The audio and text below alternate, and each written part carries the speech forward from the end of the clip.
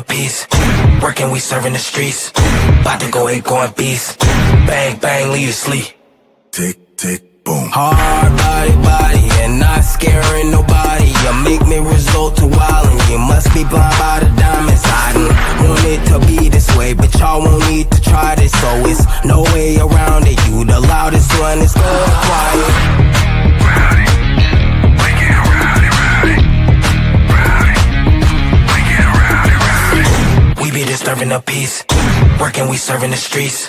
About to go eight, going beast. Bang, bang, leave you sleep.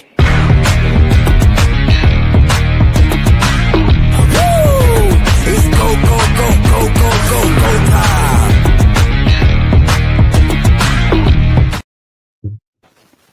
Welcome, everybody, to Dueling ACES for May 20th, 2025.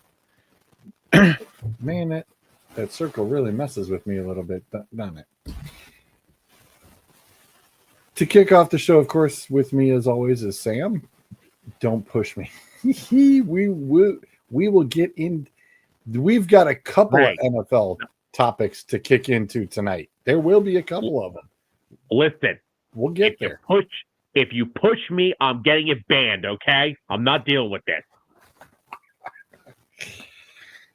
We will get into that topic, as well as the NFL flag football in the Olympics, which was just announced today. So I know Sam's like, yeah, what the heck, man? They're making news after my show. Hey, you still get to talk about it today. Listen, I'm rocking. Look, I'm halfway to Raleigh fingers over here, okay? Football's not my only thing now. Right? But we are going to get started with. Oh, I had. Looks like I got the video. I started my video. I did not mean to, but the umpire hot mic, which was which I found, and I thought, oh my, is this a little shocking and surprising? Well, Anthony, I was going to say, boy, that box is tiny in that corner, isn't it? Says, I want to know how they pick the players for flag football. Definitely not like the draft, I hope. Well, they'll probably more like a fantasy football draft. I'm sure plenty of Green Bay Packers will be involved. They want, because essentially that's what they want is flag football at this point.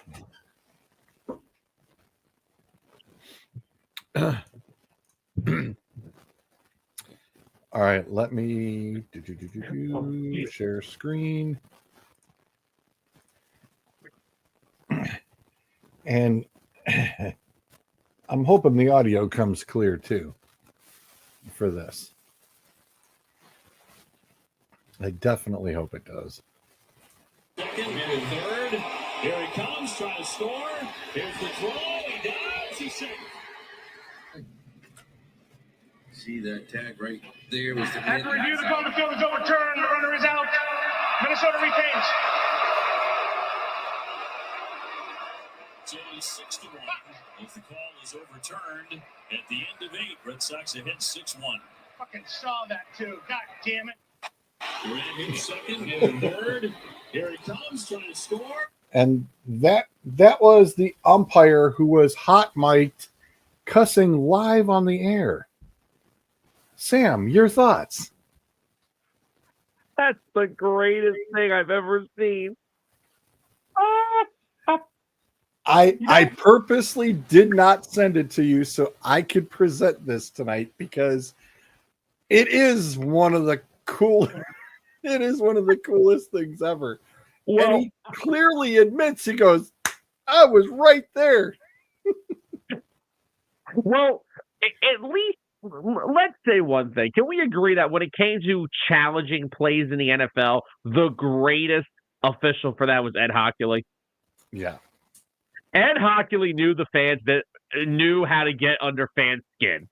He knew fans either hated him or just like to break his balls.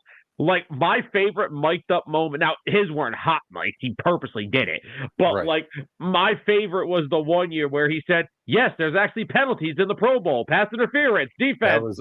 That was great. Like, I feel like Major League Baseball, to kind of save their face, we need an Ed Hockley at one of these umpires. That's what we need. No, that was not Angel Hernandez. Well, I'll tell you what. When I saw this, I had to play it back. Of course, I had to watch it twice and listen to it. He's so frustrated that he got it wrong. I mean, most of these guys are just like, whatever. No, not this dude. This dude was actually really ticked off that he blew it enough to drop a couple of F-bombs, and it made it through live TV. Even those guys are sitting there going, where's the button? Where's the button? We have to bleep him or, pause him or whatever. You got to delete the audio or mute the audio. Nope, too late. Whoopsie. I'm sorry. Be great. Isn't all TV on a 4 to 5 second delay? What the hell? You gotta love it. You gotta love the old hot mic incidents. I love that stuff. No, but this actually reverses. Anthony, we'll get to the NFL shortly. This actually reverses our discussion from last week on, the umpires just sitting there going, we don't give a damn about the calls. Now we've got the other side of the fence. Now we've got umpires who actually do care about getting the calls right. And I was just totally, mind blown. No. It was like, whoa, wait a minute. Okay. Well, yeah, some of them do care about it because, like we talked about last week with some of them not caring, there's guys like this that say, you assholes ain't costing me my job. Well, I mean, and he was very, he wasn't just very adamant once, he was very adamant a couple of times, and that's what kind of got me was, all right, hello, here's a guy who really does give a damn about what's going on. The rest of these guys is like, the hell with you, so what, whatever. And this is one guy who's sitting there going, man, it's like, all right, look, from your point of view, but I mean, how many times you can't get that backside of point of view. The umpires can't walk themselves around over there to see it. Yeah. I mean, so in one retrospect, it's like, he's right on top of it. But it's like, dude, you were on top of it, but from your angle, that's what you could see. You got to remember, now these cameras that are at 4 or 5 other different angles, which could clearly show you the result. I mean, this brings up the opposite argument of, human involvement in the calls and getting the calls right. And we brought it up last week of it should be leaned in more towards AI, but you would need the umpire to make these type of calls. So now we're stuck in kind of that weird gray area of, well, okay, we got the human there and he still got the call wrong, but it was because of how his point of view was. It's like, okay, does he need to check a replay, just to make sure and just come out with a final call and say, okay, this is what we got? I mean, it's kind of a little bit similar of what the NFL does when some flags get picked up. There's usually a huddle and all of a sudden it's, hey, oh, no flag, sorry. Because they supposedly talked about it and they went, nope, no penalty. Sorry about your luck. We bet the under, so we're going to pick the flag up. I want all referees' conversations mic'd up and mics on. Oh, yeah. Abso-freaking-lutely. I think all the sports, all the refs should be mic'd up. Forget miking the players. Mic up the umpires, mic up the referees, let's really hear what's going on in the game. Mic them up. How about that for a change? Could you imagine the rest of that baseball game with that home plate umpire if he was purely mic'd for the rest of the game? I would have just been like, forget the announcers. I just want to hear it from the umpire for the whole game. I'd be all in, because it would be like watching it at the ballpark and you're behind home plate and you get to hear what the umpire is saying the whole time. How much more fun would it be to watch baseball? Dude, the ratings would start to go through the roof. You'd probably have people at the ballpark going, listen, you're going to mic him up so everybody can hear him. Yeah. Make it on the public PA. Because it's when you're, it's kind of funny because when you're in a baseball game, you just see, the basic out, whatever. Imagine if it was all mic'd up, better than WWE. Yeah. Why not? What, Anthony, they need to be fined for bad calls. That could cost the team in the playoffs. I don't hate that idea.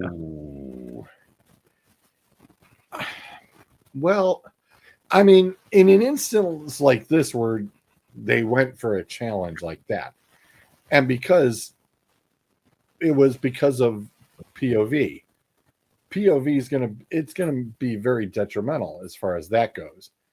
But I mean, yeah, for these balls and strikes, which is the unwritten rule of, hey, you're not allowed to turn around and discuss and challenge the umpires on the balls and strikes. We clearly covered that last week of that's a bunch of crap and it needs to be addressed at this point. Yeah. No disagreement here. Thanks, Mick and Kaylee, for liking the show. Definitely share it if you've got an opportunity to. But what about that, though? I mean, if we're going to turn around and totally get into, we've got these umpires who are making these calls and can't be in all the POV on all 3 or 4 sides of the POV that's needed to make a correct call. I mean, like we said last week, the balls and strikes can be very easily covered from not only the camera above, plus the camera from out in center field, and you can clearly see where the strike zones are going to be. But what about, that other aspect of calling it safe or out on the base pads? I want to go back to something about strike zones real quick, because because I know we're talking about balls and strikes with camera views, but there's only one umpire that has a good view of a strike zone, and that's the second base umpire. Could you imagine being the second base umpire? Because they kind of stand in that general direction, like they're staring at it from a good direction. Do you ever just think, like, say you're the crew chief one night and you're at second base for the night? Could you imagine just sitting there after and be like, good Lord, what am I doing with this guy here? You're going to get our crew bounced from every national televised game. Stop being stupid. Well, and sometimes whenever there's a single umpire even umpiring the youth games, some of the umpires would prefer they don't stay behind the plate. They actually prefer to stand behind the pitcher and call the balls and strikes. Really? Yes. Yep. Right. Now that's interesting. Yep. And I think primarily, not just because, well, maybe they don't have the equipment. They've all got their own gear. But when they are solo, it's harder for that home plate umpire to make that correct call at second base for the steals and calling that runner safe or out, and anywhere else on the base pads, that they actually prefer to be in the field rather than being behind the plate because they feel it's more accurate. And if watching it from behind the pitchers as these kids are pitching, you can clearly see where the ball's going and the catcher can't frame it. You know, you can see exactly where he's throwing at.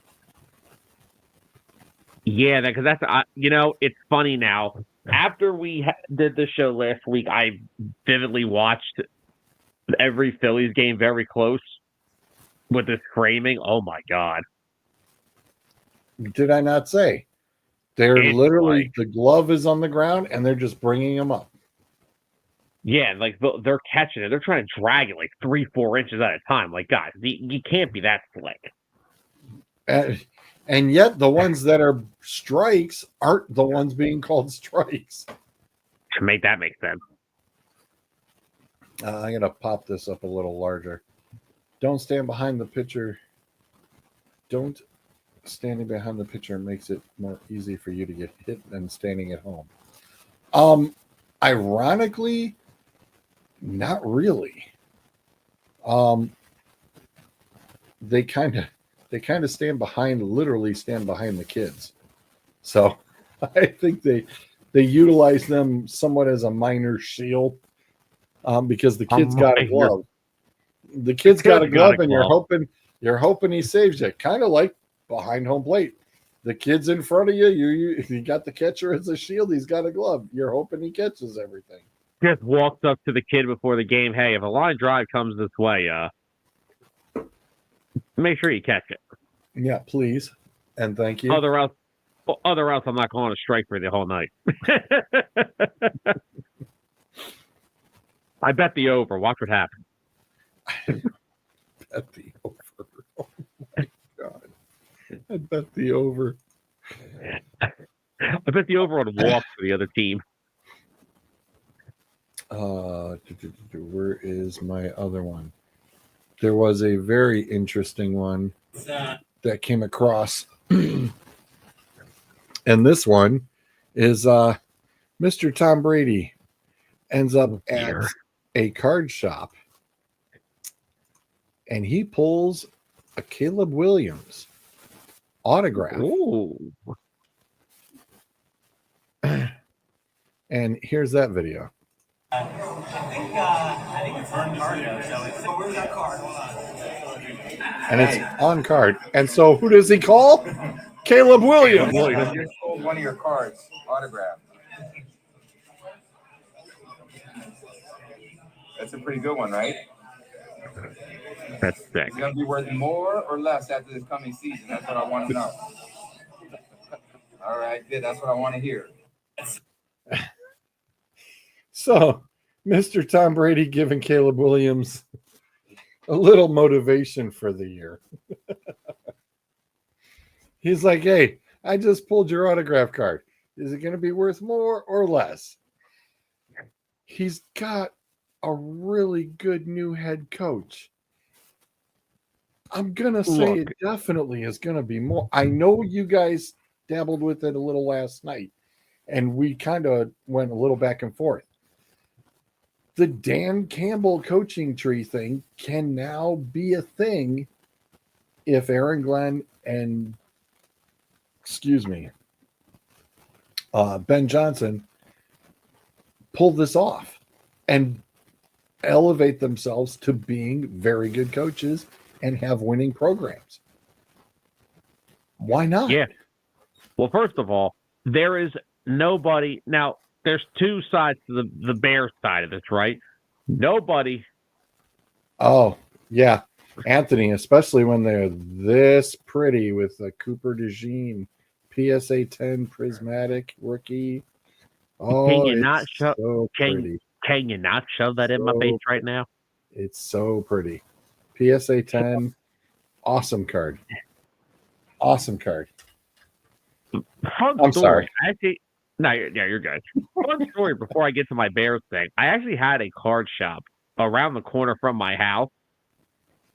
Now, I've lived in where I live at my whole life. I've lived in Yardville, New Jersey for almost 30 years, same house. Literally, I'm still living in it.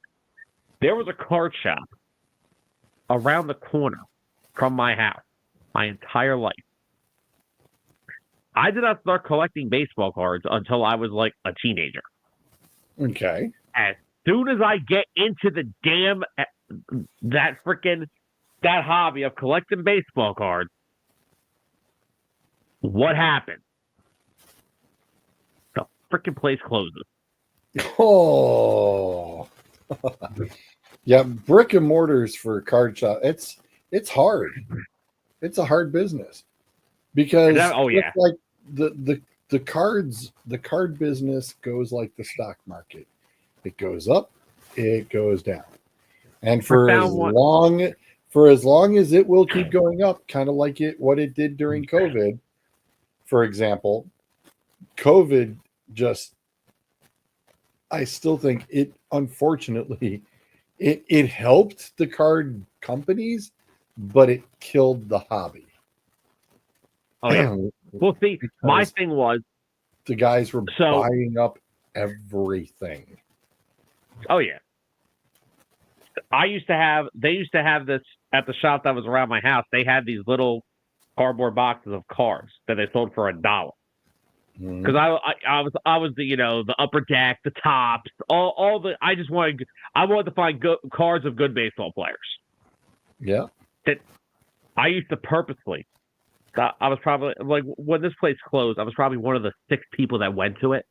I literally would go into this dollar card bin and find if I had $5-10, I could walk out with 10 cards. It was sweet. But if I found like 2 or 3 other cards that I couldn't get that time, I would literally take them and hide them in the freaking cardboard thing. Like, I know exactly where this fucking thing is. And guess what? I come back like 4 days later, it'd still be there. Still there. It's still where you moved it to. Yeah. Now, and also where I live, I'm not far from Bordentown, New Jersey, which, Turnpike's all right in that area. So there's a big group of hotels right by the one Turnpike entrance. And one of them used to hold a baseball card show every other, like 1 or 2 Sundays out of the month. Yep. I had a guy that I went to purposely every time I went there. Because I found him the first time I went there, and I went to him ever since. Probably funded half my collection in my closet. Don't ask. There's always There's always a good, solid, dealer or two that you go to. Oh, the guy would save me stuff. He literally, he would, first of all, he would give me deals on cards. Like if there was one he had for $5, he let me have for like $3. He didn't care. But I literally, then if I went to the point where like I exceeded my limit that my mother would let me spend, which was every time, literally, that is not, jury's still out on that. Yep, I was going to say, jury is way out on that. I can't accept that answer from someone whose team doesn't even have a starting quarterback right now. It's a Walmart or Target. Yeah, because all the breakers still think that, it's still a big thing right now. And that's kind of where that's going to go bye-bye real quick, as you can actually find them again at Target and Walmart. Unfortunately, you're paying versus the nice $20 you were paying for a blaster box, you're now paying almost $40 for, and a full-size box will cost you somewhere around anywhere from $75 to $90, and they only used to usually cost anywhere from $40 to $50. So, you remember, unfortunately, guess who can't buy them? The kids. Yeah. Well, God Almighty, you remember the freaking remember like the singles tops pack that would have like 10 cards in it? Yeah, for some reason there's still 10 or 13 cards in each one, and guess what? Now a single pack, depending on what where'd you find it that cheap? Depending on what it is, you could almost pay $100 for a single hobby pack. $100 for a 6-card pack, Sam. One 6-card pack you could pay $100 for. Because guess what? You might hit a gem of a card. But then you pay that $100 for that 6-card pack, and you get some lineman special insert instead. And that whole pack was worth a whole $4 when it was Yep. all said and done. It's the ugliest thing ever. But it's like, I've thought hey, about it. but if you hit the magic cards, which can definitely happen. I know it. You know, it was funny. You know, it was funny. I actually went and Googled the hotel that I used to go to for that card show like a year ago. And fun fact, they actually still host them. After all these years. There's a couple around here. We've got a couple of hotels nearby in Cleveland that do it, as well as the Sheffield Lake Community Center. They do one once a month. Yeah. And I was thinking for like a day, like, hey, maybe I should start collecting again. And then I was like, yeah, I ain't got that kind of money. No. I'd be feared for my life. Well, and like I said, but you've got some guys who are still doing some breaking, which is almost kind of the easier way to go. For example, I ended up with a very inexpensive setup with my friend Soren on getting the Washington Commanders, and lucked out on hitting this $300 card, which is a orange insert numbered 9 of 49 of Mr. J. And that was a pretty nice hit. That's a lovely hit. And you just got lucky. I mean, for 15, 20 bucks, you know, or whatever, you know, you could totally get lucky like that.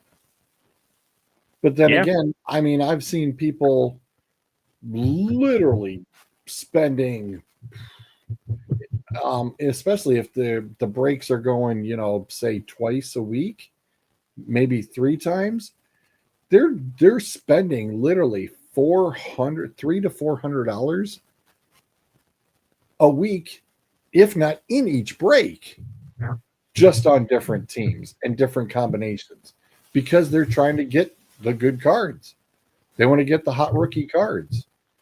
And the worst thing that, you know, the worst gut feeling that you could ever have is that 1 or 2 times you've sat there and spent, you know, guys spend, God knows, in 1 week. You, for example, last year bought the Houston Texans 7 breaks in a row, never hit a Texan. I think it was last year, February. I think I ended up with a Texans, and what happened? Of course I hit a CJ Stroud. And I only bought just the one time. I think it was $50 last year. Very nice.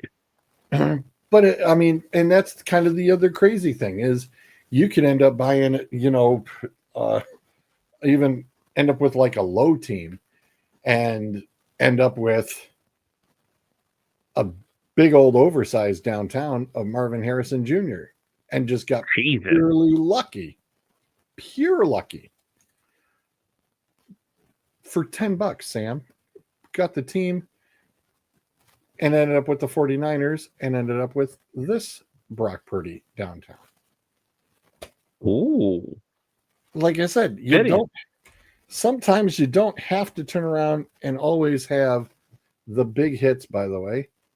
There's the Stroud. Nice. And you don't have to sit there and everybody's like, oh, it's what do you want for your team? Speaking of your team, that pretty boy is part of your little collection, my friend. Oh, very nice. That is a little patch card of Cooper. I've found him and I'm adding that to your pile.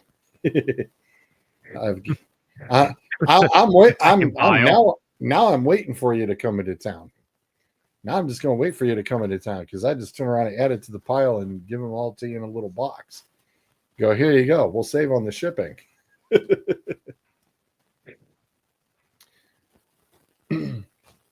Because my draft, by the way, did get pushed back a week. So I will be Did here. it now? I will be here when you're here. Oh, me and Tyler will have to see what we can do because we're only there for a few days, so we'll see what we can do. Yep, I know. You have said so. We'll But definitely yes, see what we can do. I will be around when you are around, my friend.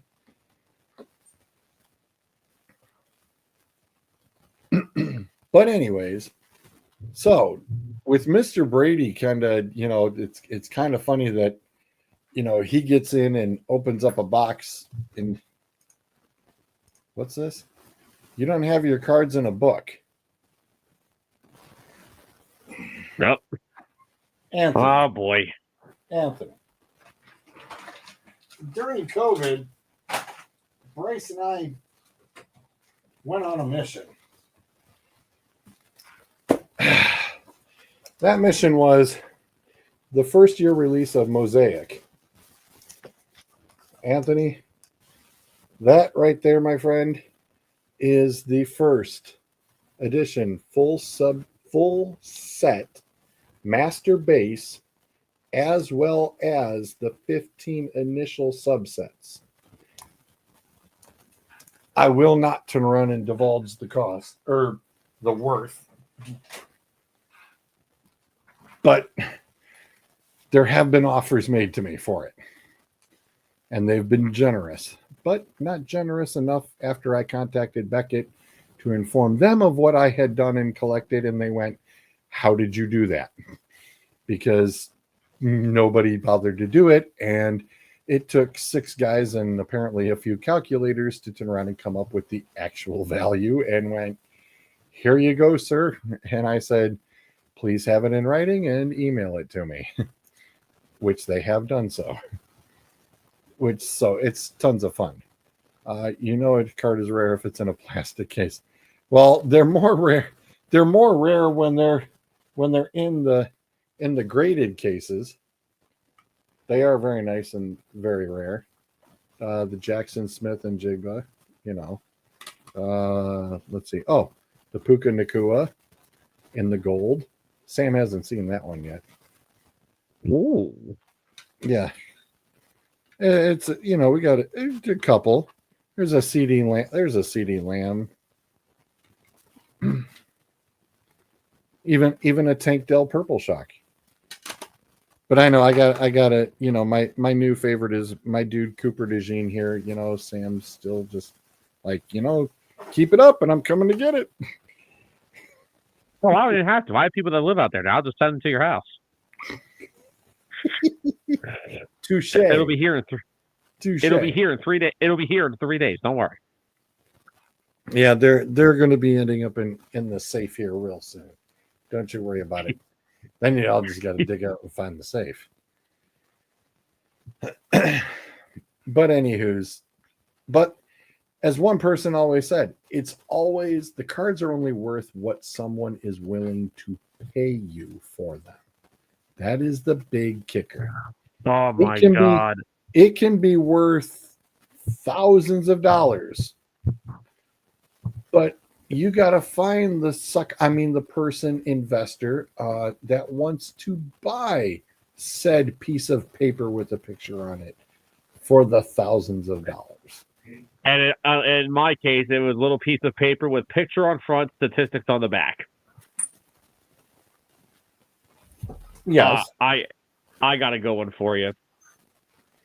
Well, my mom and her cousin were both alive. God rest both of their souls. Her cousin was down. Now they have a house here. They have a house here, but they have a house down in Florida. She was going through it, and she found a binder full of old baseball cards. I get a phone call that night. You got to come down. I need you to help me with this. And I'm like, okay. This woman drove to Barnes and Noble, found the baseball card price book that you could tell of it. This woman basically locked me in her house for 3 weeks and looked at every card. She said, "I'm going to be a millionaire." I said, "No, you're not." No, you're not. So she's like, "Well, what do you want in lieu of this?" I said, "Oh, I get I get a disclaimer? I get to ask. You're telling me I get something out of it? Okay. I said to her, I'll make you a deal. I am in my collecting card phase. Any card that you have in here that's under $1 in value, I want it. Wow. It's my family. They ain't going to charge me for it because I'm sure they're paying it. So I said, any card that is under $1 in current condition that you have it, because not all these. That was the thing. She had the best card she had was, I forget the year. It was a Mickey Mantle. It's probably worth about $400 at that time. That's great. This stuff. Now, George, mind you, this is like 10, 12 years ago. This is like 15 years ago. Right. She's like, well, I could sell this for $400. I said, no, it's not good enough. You got to, not only do you have to find someone willing to pay for this, you have to have it in good shape. You do not. Yep. So anyway, I was in the middle of I have one card binder that from myself. That's a baseball card binder. It's cards that I got from PAX, from my shows. Well, my mom used to order cards off of eBay for Christmas, and I loved it.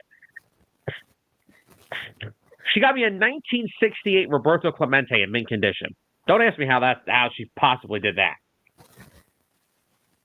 Okay. But so I told her for those 3 weeks, I said, I will make you a deal. I will look up every card you have in this binder. But if you have cards that are under $1, I want them. But then I said, I'll make you another deal. If I find cards that you have that are $5 or less, I will pay for those if you have duplicates of it. I spent $5 and I walked out with about 30 cards. Best 3 weeks of my life. Well, basically took care of my entire binder for that month. Didn't have to buy baseball cards for a month. I was so happy. Well, I even have a couple of rookie cards from Topps. Check those out. Those are actual Topps baseball cards of Bryce. Nice. Yes. Just to give you a look. That is the Topps logo. These were done several years back. Very nice. And I did them one year for Christmas. It was we didn't do Christmas pictures or whatever, but I turned around and I think Topps charged $10 for 20 of each. So it was $10 each for 40 cards. And got to put the rookie logos on them and the whole designs and the info on the back too. Because it's always about the back of the cards. So those are my two favorite rookie cards right there. They sit right on my desk. Those are my two favorite rookies. Well, why wouldn't they be? My prized possession actually is a card collection that I did not buy. Okay. So as I got older, and every time my aunt and uncle came down for Christmas, we would buy my cousin. My mom would buy my cousin 5 or 6 gifts, and they would give me 3 to 5 gifts. I don't need much. But the one year, my uncle loves garage sales and stuff like that. He loves and yard sales. He loves stuff like that. Those are good. Oh God, yeah. So this year, they hand me this box. It's a weirdly long, skinny shaped box, and I'm like, what the freak is this thing? He bought for $8. I don't even know how much he spent on it. The complete set, unopened. The box is still got the plastic cover around it. I still haven't even opened it. It's the complete 1989 Upper Deck Baseball Series. Okay. And believe me, that sumbitch has never been touched. It's been in my closet since then. Nice. I was And gonna my say friend's like, you still got the plastic on it. That's even better. and my friend's like, oh, you should at least take the plastic off, go give them a look. I said, hell no, I'm not. No, you don't need to. You got the whole set. It's sealed. It is factory sealed. Yeah, like I'm not touching that thing. I was gonna say in about another 30 years, you could definitely get about 4 to 5 figures for it. You never know. Yeah.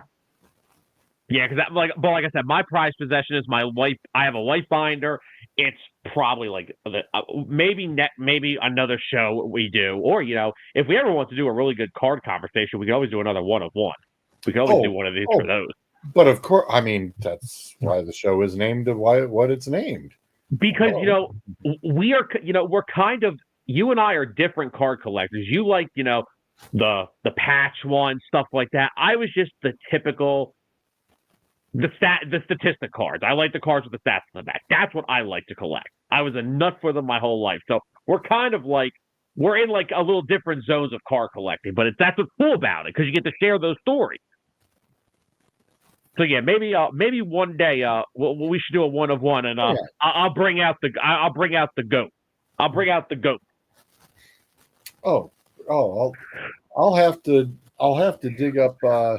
When we do that, I'll actually have to show you the only card that has an actual minted coin in it. Yeah, I'll have to show you that one. It's a very rare card. Not too many people hold a whole lot of high value to it, but boy, if you've got one, it is a keeper. That's for sure. It truly is a keeper. And it's a hockey card too. I would tell you, and it's not who you'd think it would be of either. Really? Yes, really. Do you remember by any chance, like 15 years ago, when Topps did this thing called the million card giveaway? Do you remember that? Mm-hmm. I loved that so much, but I have a terrible story. Uh-oh. So here's the story.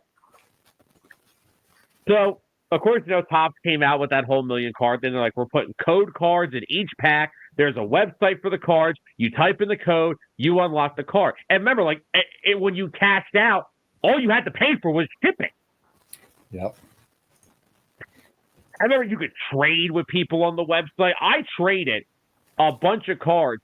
I got a 2002 Barry Bonds the year after he broke the single season home run record. Just because I wanted a card that said it had his 72 home run season on it. That's all I wanted. Fair enough. I had to have that card, and I'm so happy I found it. But anyway, my prized possession on there, a perfect condition 1987 Topps Roger Clemens card when he was with Boston in the 80s. I have that card. But anyway, so I went through my first round of cards. I was like, this is freaking cool. I had they had like 12, 13 cards, and I cashed out. So I ordered the cards and I had them shipped to my house. So then I went through it again and I made some trades, and I had about 22 cards of my next thing. Who forgot to cash out before they shut the website down?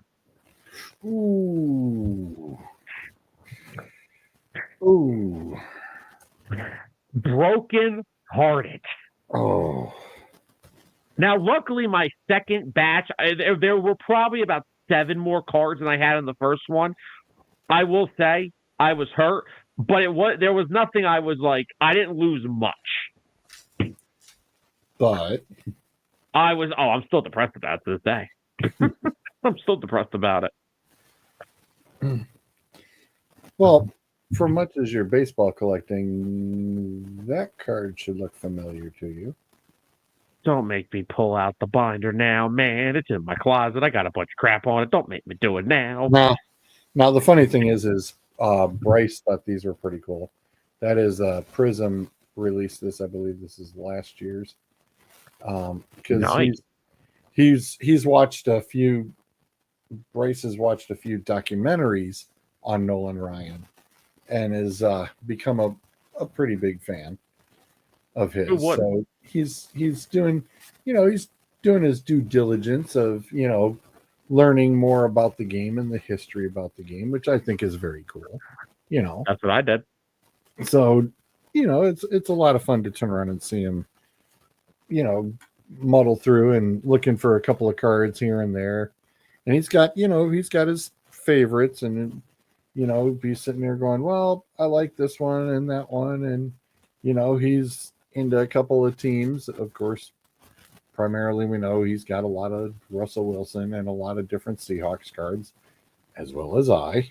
We have some pretty solid DK Metcalf ones because him and Debo both coming in, and it's just a lot of fun to have that rivalry. But then again, also having some really good players, that makes it fun for collecting. As long as damn kids can afford it, because the kids ain't making money, or it's not like they can sit there and go get the quarters and nickels and dimes off the street anymore and then take them up to the corner store and go buy a pack of cards. It's like, no, they're digging in to find credit cards from mom and dad so they can get online and buy them. Essentially, yeah.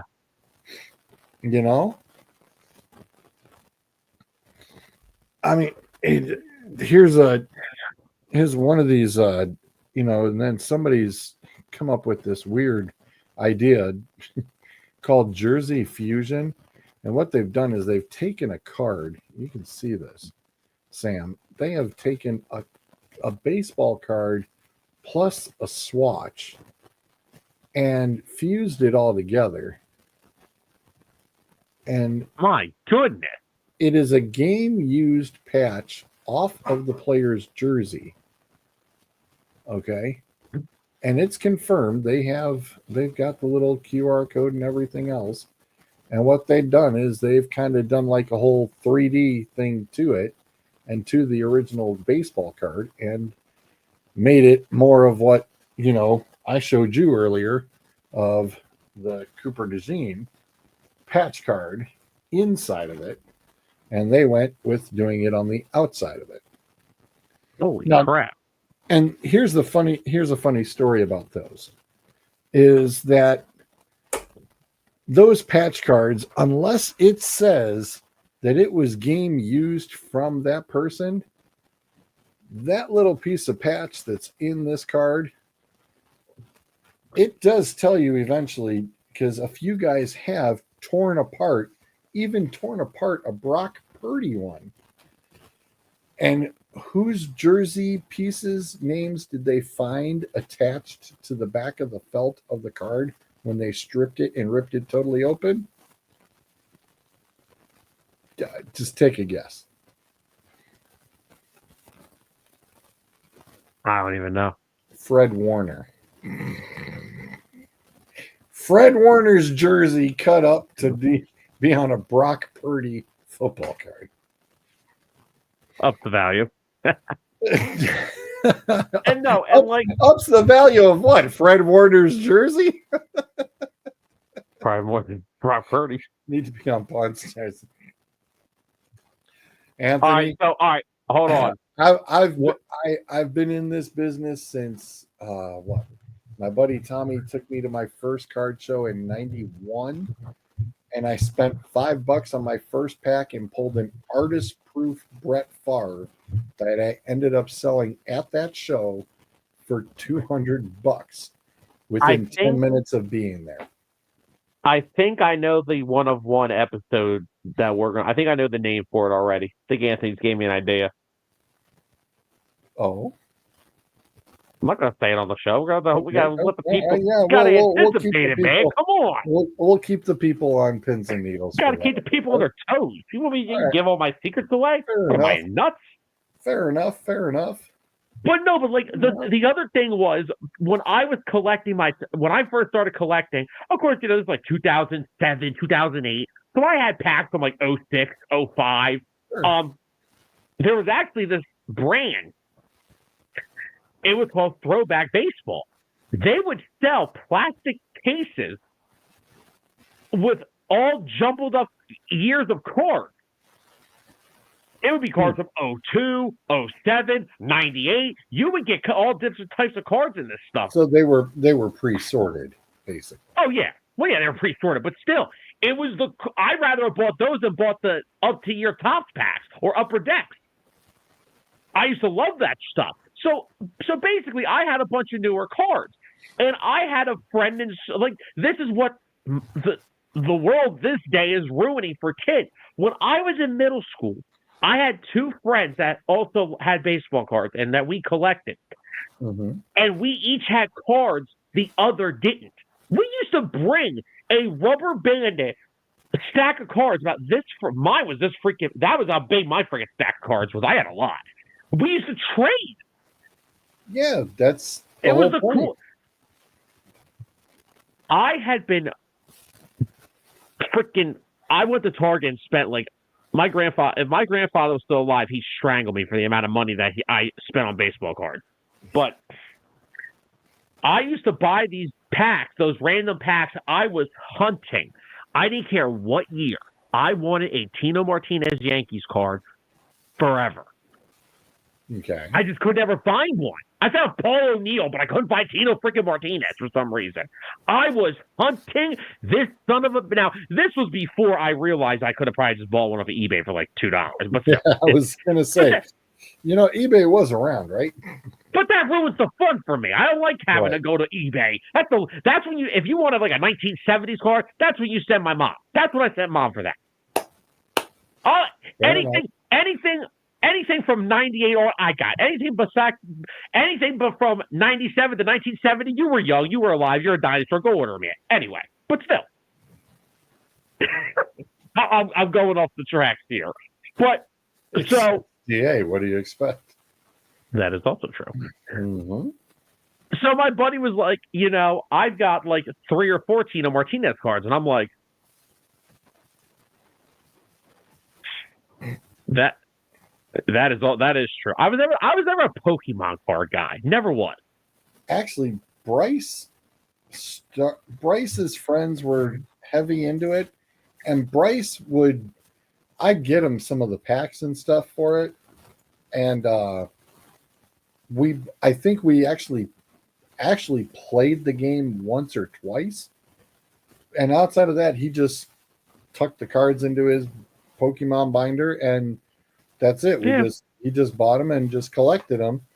And one afternoon, there were 4 packs left at the Rite Aid, and I bought the 4 packs, took him home, let him open it, and he opened up $1,000 Pikachu. I went, oh, okay. I'll take that.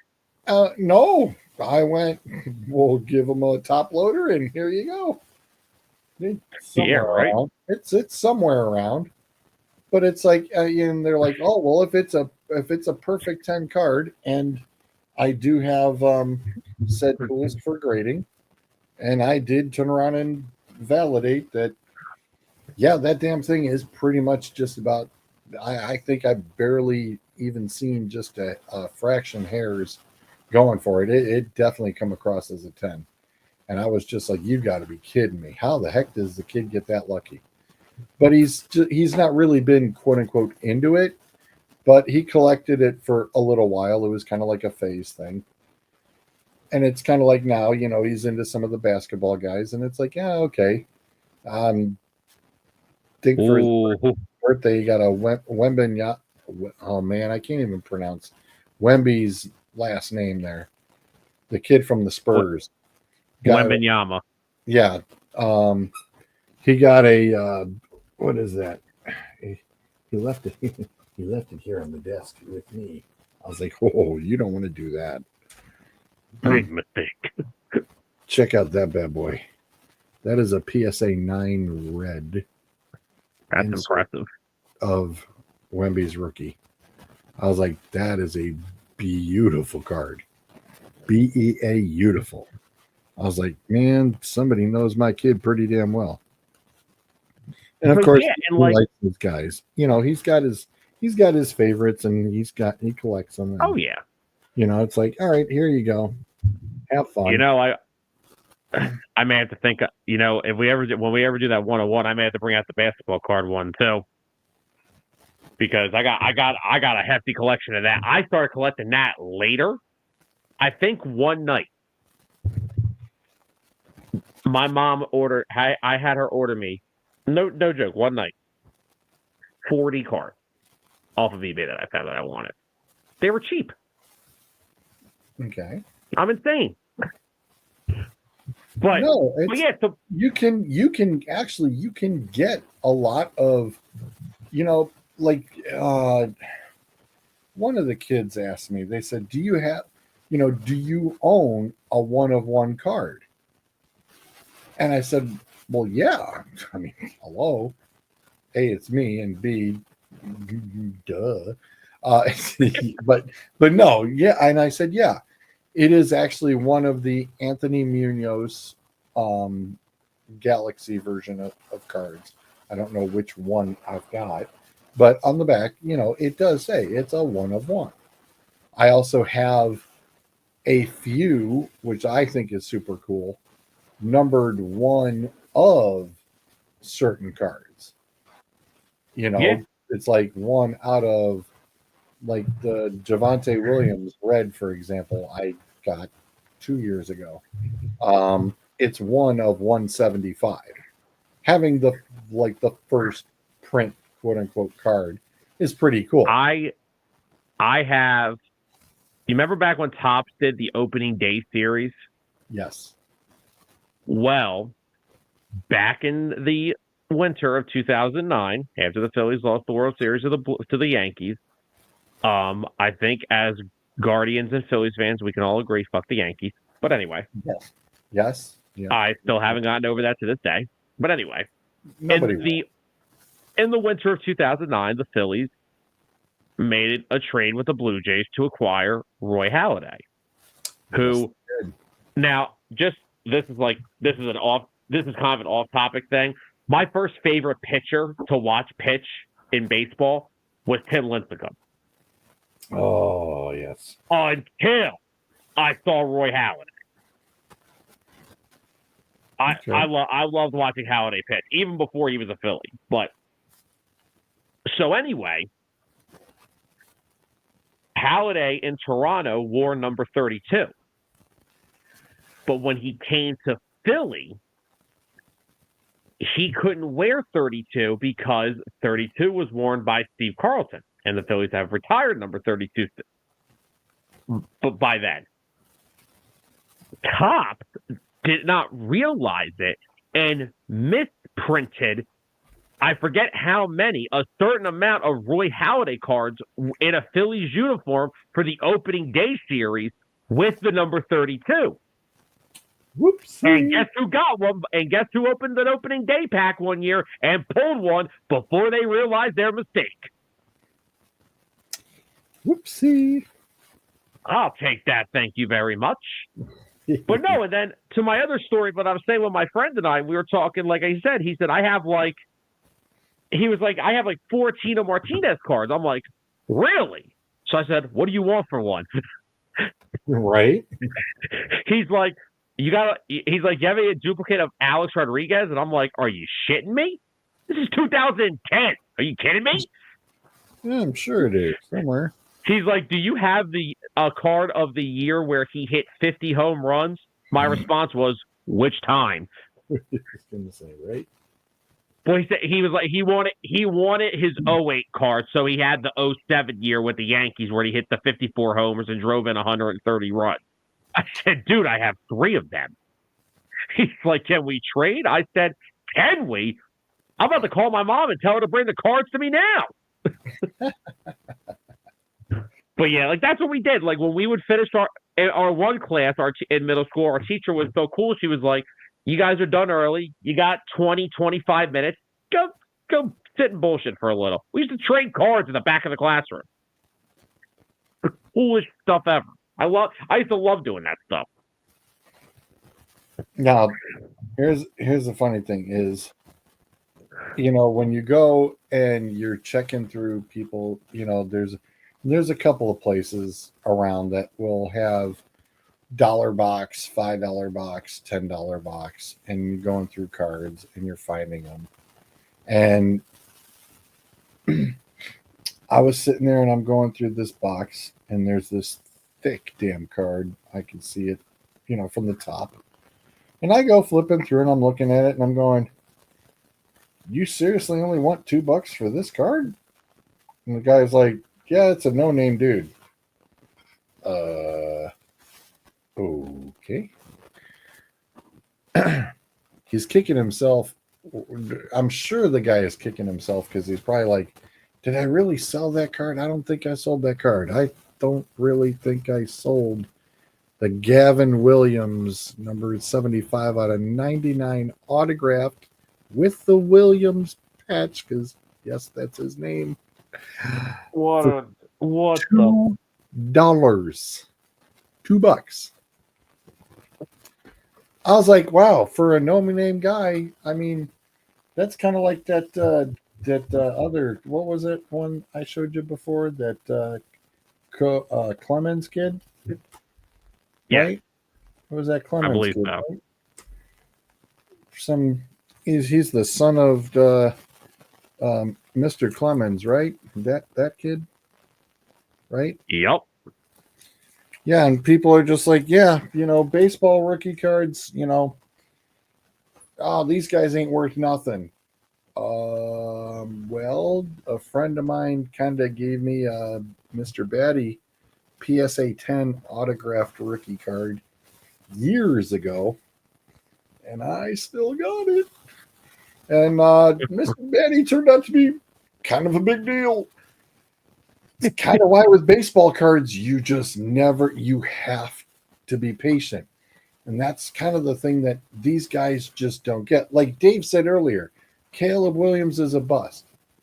Dude, that's what they said about Brett Favre when Brett Favre was in Atlanta. Be patient. Wait for it. Once they hit, and they will hit, and they'll be freaking awesome. And all of a sudden, everybody's going to be like, hey, I want to find a rookie card. Well, guess who's got them? The guys who have been patient and have been sitting on them and will wait. I mean, I'm telling you, I don't know what happened to the three of them, but I had a Patrick Mahomes autograph rookie and 2 other rookie cards.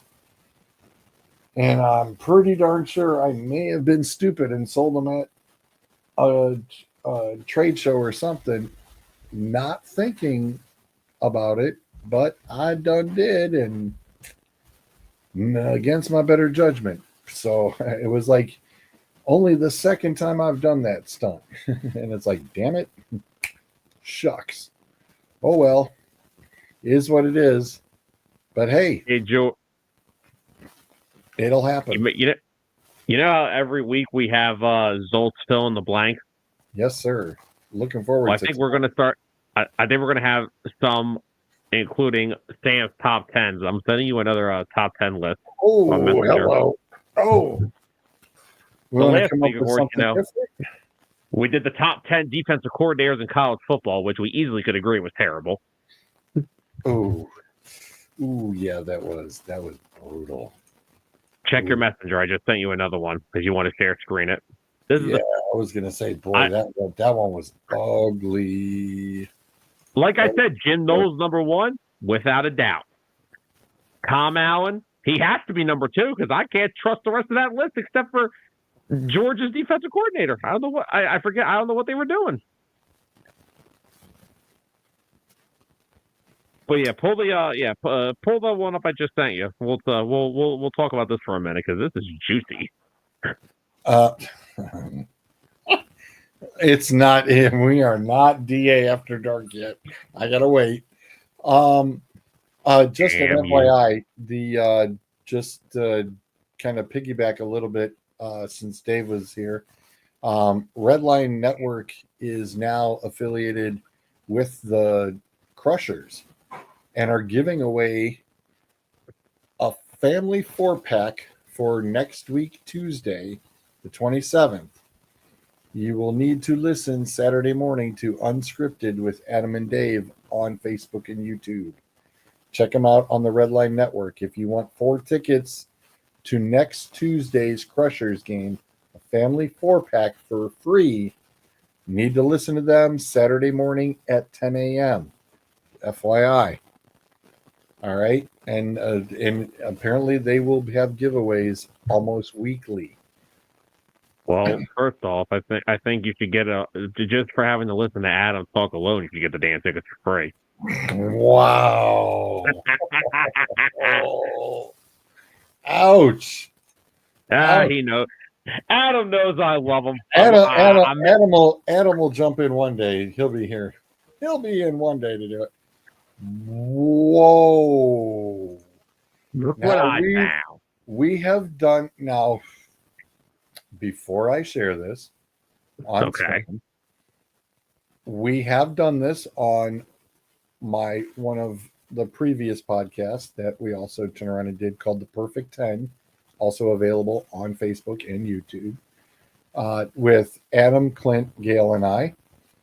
And we covered this. We covered our favorite top 10 sports movies. We did cover this. And this is very, very interesting list. Very interesting list. I got a few opinions. Okay. I may hurt some people. I'm listening. First off, okay, I'm preparing myself for the backlash I may get for some of this. With this list? Okay. Number 1, Major League is a better baseball movie than The Sandlot. That's number 1. Where'd our screen go? Where did our screen go? I knew it. I said it. I said something, and he took us away. It's like, why did it's got us in the wrong spot? Why that did that, I have no idea. I don't know how 42 is not on this list. And I'm sorry. Now, I know I just said Major League is better, but you know what I understand? Correct me if I'm wrong. Aren't 9 out of these 10 movies all one movie? There's no sequel to them? Outside of Rocky and Happy Gilmore at the moment. Rocky and Happy Gilmore. Rocky's gotten several, and Happy Gilmore is just getting. We will see part 2 real soon. Well, currently, Happy Gilmore is still a one movie thing. Oh, the debacle is coming. Don't you worry. Oh yeah, trust me. I'm not looking forward to it, but I kind of feel like Rocky should kind of be disqualified because it's not a movie; it's a sequel. And it sure as hell isn't number 2 either. Well, I'm going to go with the premise because I have seen the first 3 Rocky movies, and I have well. I think that the original's the best. You just stick with what worked. I think I've seen bits and pieces of, I think, the latest one, and I was just like, yeah, no, I don't want to. Now, I have seen the spin-offs. I have seen Creed and Creed 2. Yeah. The first Creed, I think it's kind of like Rocky. You should have just left it right there. You should have left it alone. It was that good. It was that good. You just leave it alone. It's kind of like Spaceballs. You didn't need Spaceballs the sequel. Spaceballs is a good enough movie. Leave it alone. But that's the thing. Like, there are just movies that should just have one and be it. Like, I know these are really bad examples. Goodfellas. Don't need another one. No. It was great. And guess what? People still watching it because it was never remade. And if somebody ever tries to remake Goodfellas, I'm going to punch them right in the throat because it's one of the best movies ever. And if you try to remake it, you're a piece of shit. You're a piece of shit. But anyway, I wouldn't rank Miracle that high. I'm going to get to the order of this list in a second. I'm not even there yet. I'm still. Okay. Here's my thing with Creed.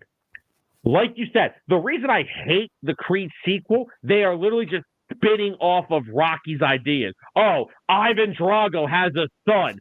Oh my God, who could have saw it coming? And I'll be honest, I haven't even seen Creed 3. You know why? Because that's like, okay, the guy is supposed to be Michael B. Jordan's ex-best friend from God knows how many years. That was still his version of Clubber Lang in Rocky 3. They did the Rocky sequel backwards. That's essentially what they did. Now all we have to do is have Creed 4, have him fight some dude in a parking lot, and we've got the whole Rocky sequel. Yeah, I don't like it. And I didn't like Rocky 5 either.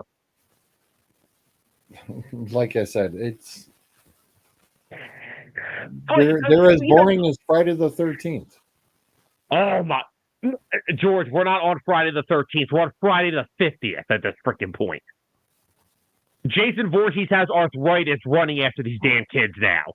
Every time you hear every time you see a freaking chase scene, you just hear click.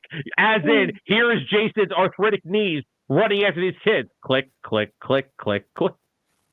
And I think that's why I'm kind of glad that they're finally going to be done with the Final Destination thing here upcoming. Oh my God. I am very glad that they will wrap that up. That's nice because my God, I think we can only take so many realistic things from this point forward. I tell you what, we're still driving on the freeway, and last weekend we were coming back home on the freeway, and sure as hell we're passing a wide open log truck, and I'm going, really? Why today?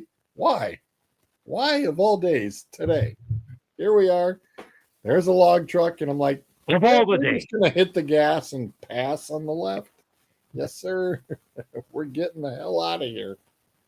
The fact that you had pass and gas in the same sentence is pretty funny. But anyway. But no. Don't get me started on a propane grill. Oh, dear Lord. Anthony, you're killing me. You're killing me, dude. Killing me. Blindside. No. All right, let's get to who should not be on here. You said Rocky. I don't see it as a move. I said, I get it. It's an ongoing story. I get it. Well, no, but see, here's the problem, though, right? You're talking about Creed. They were doing it before Creed. They should have stopped Rocky 4 when he beat Drago. No. Then we had to have Rocky 5. When he comes back, he can't fight. He fights this kid in the parking lot. The whole story, he lost his house. It all was stupid. That was insane. Then we had, remember like 2000 and we had Balboa. That just popped out of nowhere. They've been forcing Rocky down your throat since 4. Everything since 4 has been a joke. Anthony, get the hell out of here. Anthony, we're fighting. We're fighting. Oh, we're about to fight. We're fighting Anthony, now. Anthony, Moneyball's probably a top 2 baseball movie of all time. Oh, sorry.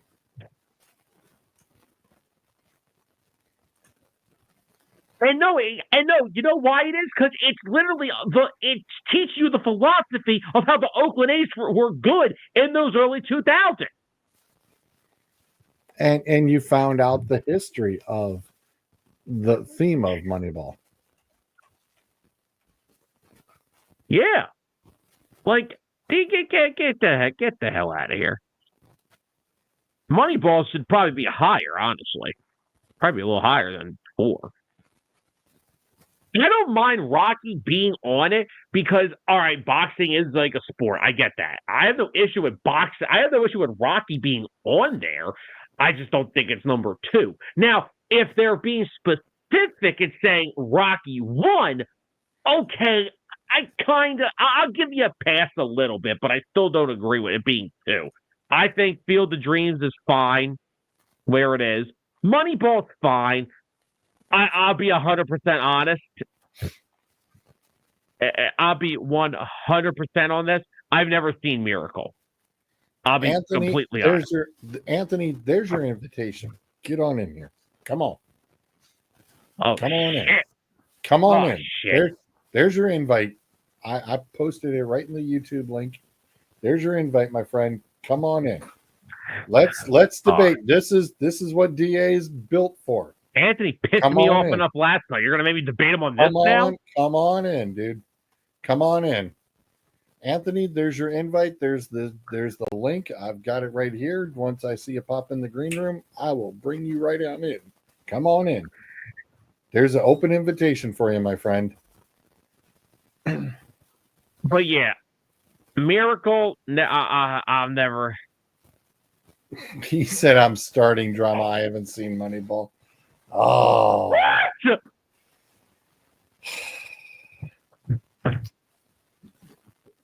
That Anthony, you're lucky you're not coming in here. Sam will reach through his screen. I can. Here's the sick thing. Out of all baseball movies, yes, I can watch Moneyball from any point. It's kind of like Shawshank Redemption. It's like, when a dog sees a squirrel, whoop, yo, yep, I'm here. Somehow I can watch Moneyball, like it just sucks me right in. Yes, I can watch Moneyball. Field of Dreams, same thing. I kind of have a problem with number 1. Well, real quickly, I feel like every time I get to Moneyball, every time I'm like scrolling through the channels and I'm like, oh, it's on. I feel like every damn time I find it, it's the part where they're trading Carlos Pena, and all you hear is Suzanne, David Dombrowski. It's like, why is it every time that I find this damn movie we're at that point? But no, I mean, all right, you have an issue with 1. I get it. I mean, Remember the Titans, it's good. I'm not going to, maybe not 1, but it's top at least 5. Like I said, Miracle could go down. Hoosiers can go down. Happy Gilmore's probably right where it should be. I think A League of Their Own should be higher. I think A League of Their Own is severely underrated. I agree. I would actually put Miracle all the way down at 10. And I got a problem here. No love for Coach Carter. Like I said, we didn't get into the part of who's been snubbed off this list. Oh, that's a whole other discussion piece of this yet. But I freaking love Coach Carter. About this order. Miracle could go down to 10. Okay. I'm sorry. I think Miracle needs to be down at 10. I would put Happy Gilmore at 9. Marshall at 8. Okay. Rocky down at 7. Okay.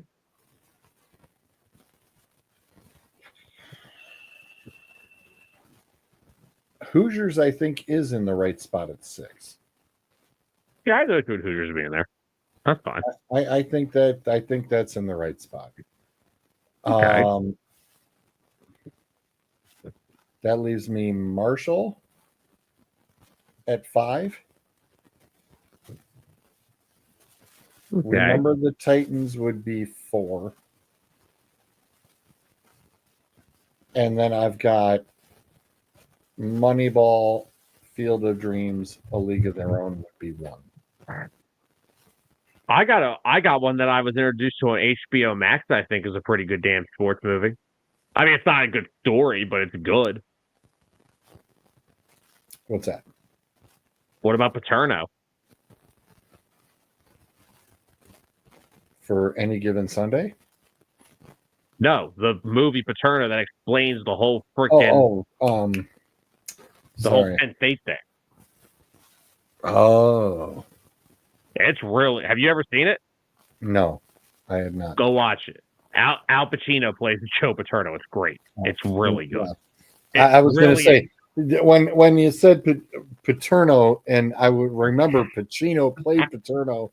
Pacino also played in Any Given Sunday. He did a great job. Oh, he did a great. He honestly did it because the biggest problem with, and I hate talking about it. And that one would be on this list. And, Like I said, my top favorite sports movies. I would have to go back to go find it, but yeah, because who wouldn't have Major League on here? Hello. yeah, how is Major League not even on here? Yeah. But no, but like if you go back, because the biggest thing, and first of all, George, you should know this as a Penn State fan in me, I hate talking about the situation that happened in 2011 that uncovered decades of terrible acts of. I hate talking about it, but the problem was in 2011, Joe Paterno was 86 years old. His mind was gone. Sure. And I can tell you now, the way they portrayed that in the movie, Pacino did a phenomenal job. But yeah, if you're ever bored, it's on Max. Okay. Yeah, having your roommates move out but still having all their subscription information kind of helps. Oh, hey, you're giving away your secret there. They're gonna be like, oh yeah, watch this. The password change. Good luck. They're the ones that left me the damn TV. But I hope can someone please screen clip the part when I saw Anthony said he's never seen Moneyball? Because I think that was just the greatest reaction ever. That is. How have you not seen it? It's the greatest movie ever. It's one of the best. I would put 42 in, but I needed more out of the movie. It's top 20, not top 10. What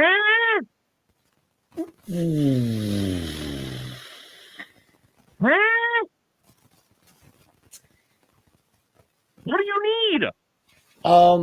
I don't disagree. I actually do not disagree. What more do you I need? agree. It would 100% be a top 20. There are just other, like you said, there's other movies there that are missing from here. All right, fair enough. So, and I mean, if you really think about it, there are, and God knows Bryce has knocked off a lot of them. Bryce has watched a lot of baseball movies. I think one afternoon I actually even went through a list, and I believe Bryce and I have sat down. We have watched almost 44 or 45 different baseball movies together. And it's like, that is like the most, I believe, even out of the different types of movies there are, between the football movies and, you throw in a few of the basketball ones or whatever, there are more baseball movies made than literally almost any of them. And it's just like, we have seen a lot of different baseball movies. I'm surprised the Mighty Ducks is even on here. But I was just gonna say, you gotta think of them too. Friday Night Lights.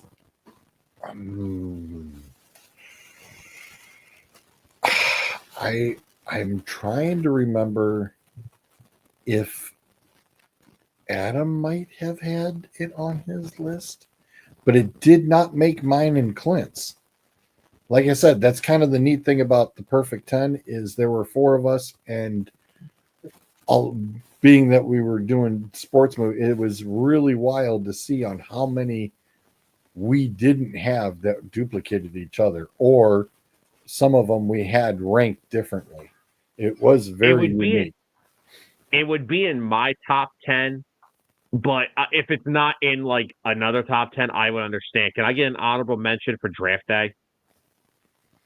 Yeah, see, like if it's a movie that I know I could sit there and just like, okay, I can stop. I would watch if I'm flipping through channels and I've got my whole choice of these. Friday Night Lights is not one I am stopping on. I can honestly tell you, as far as a top 10 goes, I don't think I'm stopping to watch it. Draft Day it's I in love my Draft top Day. 20. It's in my top 20, not gonna lie. It totally would. It's totally in a top 20 for me. Is it in my top 10? Not really. Because again, Even though it is an awesome Cleveland related movie, don't get me wrong. Yeah. It comes But- down to preference. Yeah, but like you brought up Major League, it's like, but Major League 2 and Major League 3 really soured both of them. You know, it's like that's a franchise too. Please go to Zolt's comment. Wait a minute. Draft Day was too unrealistic. Oh, Jesus. You won't stop and watch The Replacements. You bet your butt I absolutely will in a minute. The Replacements definitely would be amongst my top 10. I could watch The Replacements in my sleep. I could watch that movie. No problem. That is one of my favorite spoof football movies. Yes. I love The Replacements. What's the other one that's got Scott Bakula with being the one Texas college who gets busted for the cheating and whatnot, and they got to play Iron Man football both ways. Unnecessary Roughness. That's what it was. There you go. Unnecessary Roughness. That's also a fun spoof movie. Yeah, and that's why, I know Happy Gilmore, the Zolt. I know it's the longest. Now, Zolt, you're suckering me into this one, and You better walk. The original Longest Yard. Here we go. I also enjoyed, as much as I like the new Longest Yard, especially because Kevin Nash and Stone Cold Steve Austin are in the remake. A lot of fun. Lots of fun. Speaking of clicking knees, Kevin Nash. Right. Click. Kevin Nash had more knee surgeries than a pro football player. When Bryce watched The Natural, Bryce wanted to get a wooden baseball bat, and we found one. I think it was about $35 or $40 at Play It Again Sports, and the fool turned around and took it into a batting cage and blew it and cracked the schneid out. I was like, dude, you don't take a wooden bat into the batting cages.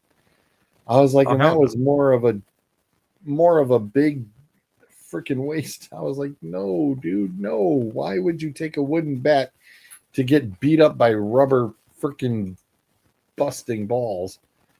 I was like, no. I was Put Anthony comment. I want to answer that. Instant. I love Coach Carter. Yeah, and that's a solid one too. It's almost like I have a hard time of finding a role Samuel Jackson has not killed. Oh, geez. I mean, not even in Pulp Fiction, which I thought I was expecting it to be ridiculous, and boy, was I wrong. My first Samuel L. Jackson movie I watched was SWAT. And then I'm not revealing my age. You can kiss my butt on that one. Oh, let's just say I've been a big fan for a long time, and that's where I'm leaving it. Damn it, guys! Let's just be real. George has been watching Samuel L. Jackson since he had hair. Let's just go with that. I'll do it for you, buddy. Jeez. I got you. But anyway, yeah. But like, he was great in SWAT. Good in Coach Carter. What's the one movie where he's the cop and he's like with the neighbor? He's always giving the neighbor. I can't remember the damn freaking name of it. His character's name is Mabel. I can't remember the damn name of the movie.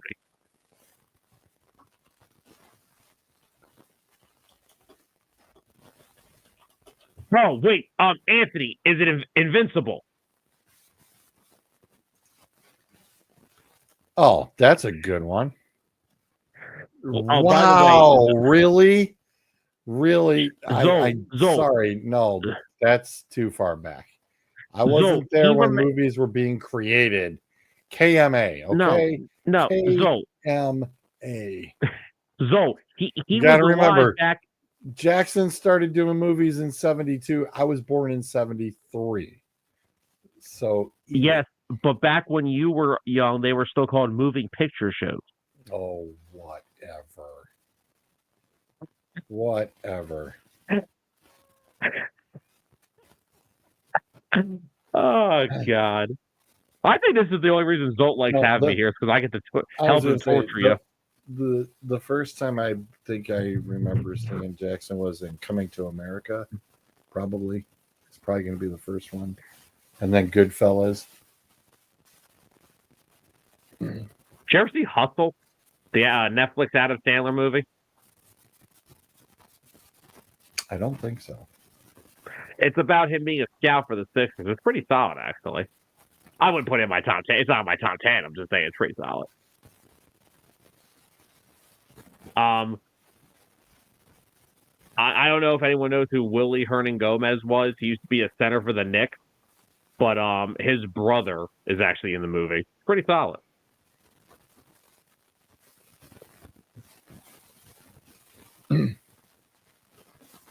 Yeah, the Jackson played the robber in the Coming to America. That was funny.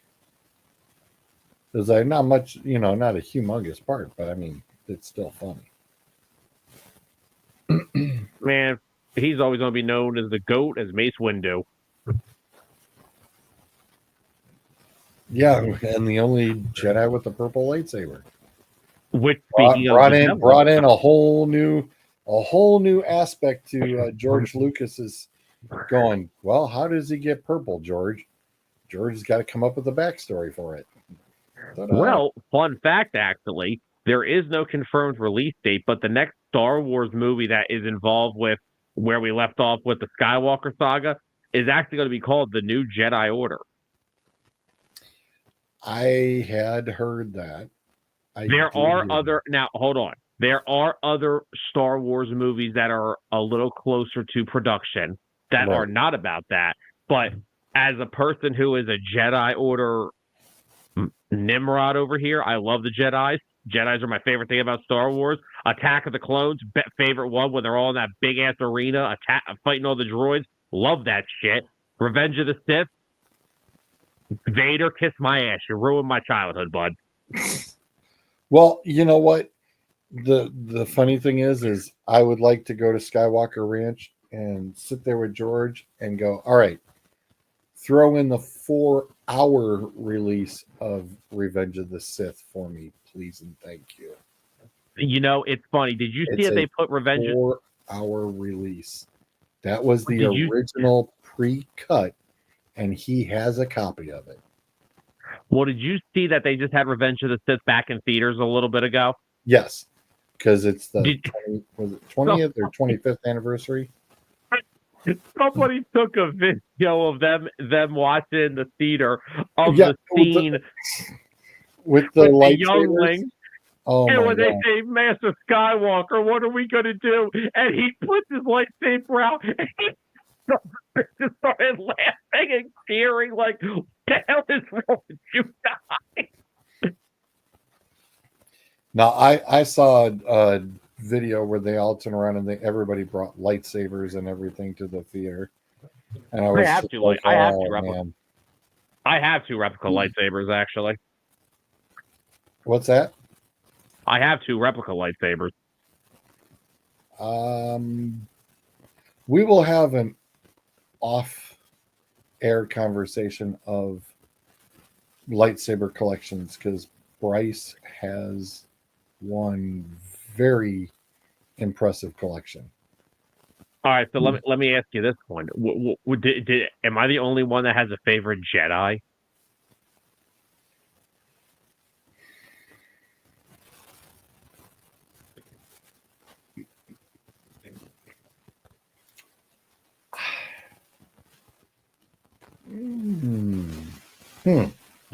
Mine's fucking simple.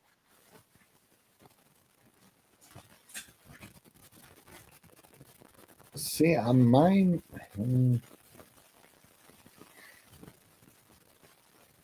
See, I was gonna say I really don't know if I had.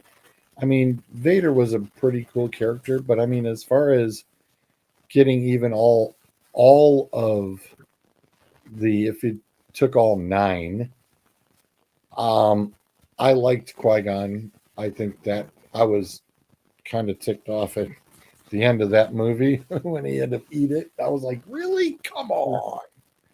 I was like, That's a geez, shitty that death, too. sucked. Yeah, I mean, I was like, this really sucks. I was like, come on, man, this bites. Well, I hate the fact. Well, hold on. I'll say I hate the end of that movie for a different reason. Mostly starting with the fact that Darth Maul ends that movie getting decapitated in half and then somehow resurrected in every other Star Wars cartoon you could freaking think of. Yeah, and I thought that the dual lightsaber thing was a really slick trick. Oh yeah, that's one that Bryce has. Favorite Yes. lightsaber? Favorite lightsaber though? I love Count Dooku's with the curved handle. Yes. I love that freaking thing. That thing's pretty cool. Yeah, I Bryce, love that thing. Bryce has it hangs right now from the ceiling in the basement. It hangs over his whole little area where his video games are and whatnot. And when his friends come over and they get to see it, it's right there. It's 7 feet in length. And it is a heavy, the handles, it's a very heavy aluminum base and everything. I'm sure. Yeah, wait till you come on in town, my friend. You're gonna have to come over and check this out. It is, and it's impressive. He can't really do I mean, you literally have to for the full. I mean, this is like the full length movie prop replica piece, as it's 7 feet long, and you've got to Bryce carefully slings that thing around. I mean, it's usually done outside, of course, because it's the only area you can do it. But Bryce is very, very handy with the lightsaber. Very handy with it. Even the dark saber, which kind of leads me to more of my favorite, is the Mandalorian with the dark saber. I like that a lot. I thought that was very unique. Very unique, a very unique backstory to that specific saber on top of it, and I really like it. I like that a lot. I'm thinking about to go buy another lightsaber. But I may be searching. Well, the funny thing is it's like, that everybody gets to pick or design, what their lightsaber looks like. And I said, you know what? I said, I would love to design my own. That would be really cool.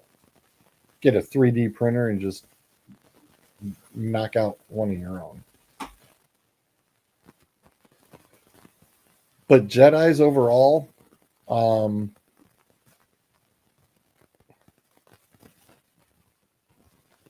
see, I'm kind of I liked the whole emphasis of the gold lightsabers with basically the Jedi Temple guards.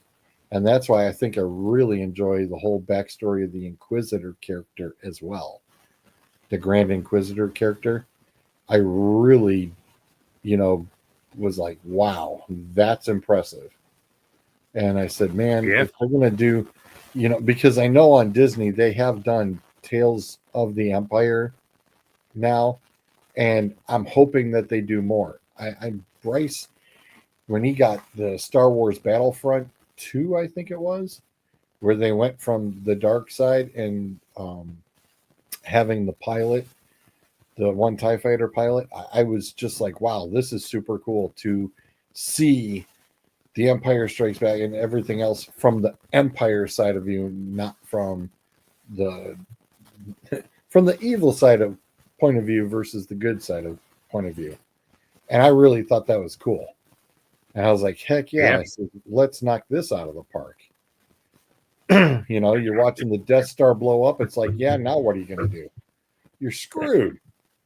You're hosed. Now what do? You ain't got nowhere to go. What's next? Star Killer. Star Killer, that's the other one. And that's the one movie that's coming up.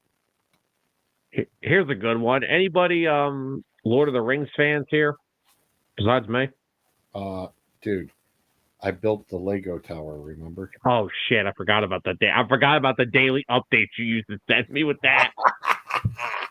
No, it was funny. Orlando, right before Orlando moved to Ohio. Yeah, so he tells me about 8 weeks before he's leaving, like, hey, I want to get into the Lord of the Rings movies. I'm like, you couldn't have told me this like 3 months ago? I was gonna say. I got 8 weeks to the uncut versions. I know we've got the DVD collections in the living room. We've got all 3. I said to him, I said, you're giving me 8 weeks to watch 6 movies? Dude, we took on the Fellowship of the Ring was 18 discs. 18 discs in the Fellowship of the Ring. In the first one. For the first movie, Sam. For the first movie, there's almost 18 discs in each box. We started at 8 o'clock in the morning. We finished 1:30 in the morning. And that was just through the whole Fellowship of the because of everything that was cut. Yep. And that's why I'm saying Lucas did this crap with The Phantom Menace, Attack of the Clones, because I would totally want to see more of the Clone Wars stuff. And then Revenge of the Sith was a 4.5 hour, almost 4.5 hours. Dude, sign me up. Send me the DVD or the Blu-rays. I'm in. Yeah. Dude, damn right. If he put that out there, people would be like, take my money in a minute. Because the Lord of the Rings fans did. The Lord of the Rings fans totally did. And it was like, hello, yes. Well, thank you. See, the difference, here's my problem, right? The problem I have with Star Wars is when Lucas let Disney take it over and with the freaking, that's a whole nother story for a whole nother day. The one thing I liked about is when Peter Jackson came back and said, when they were going to start the Hobbit trilogy, basically said, oh, you think the Lord of the Rings was good? Yeah. Watch this. And I have, honestly, my favorite Lord of the Rings is probably, it's hard. It's between the Two Towers and the Return of the King. I don't know which one, but it's tough. The Battle of the Five. Yes. Yep. You're thinking the same thing I was. Well, the Fellowship's mostly, it gets you the story of what the hell we're doing here. But in terms of the Hobbit, the Battle of the Five Armies is the best one. It's like, that is phenomenal. I was so much more impressed because when they first announced they were doing the Hobbit, the funny thing was you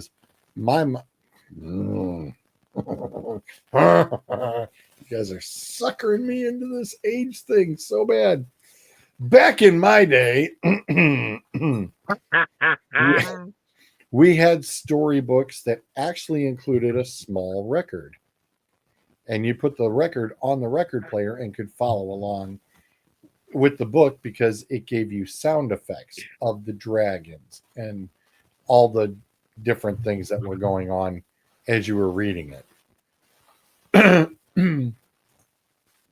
You know how much money they would make if they put a special Lord of the Rings in the one weekend? Oh my God. Too much Anthony, money. they'd make a killing if they put that on the big screen.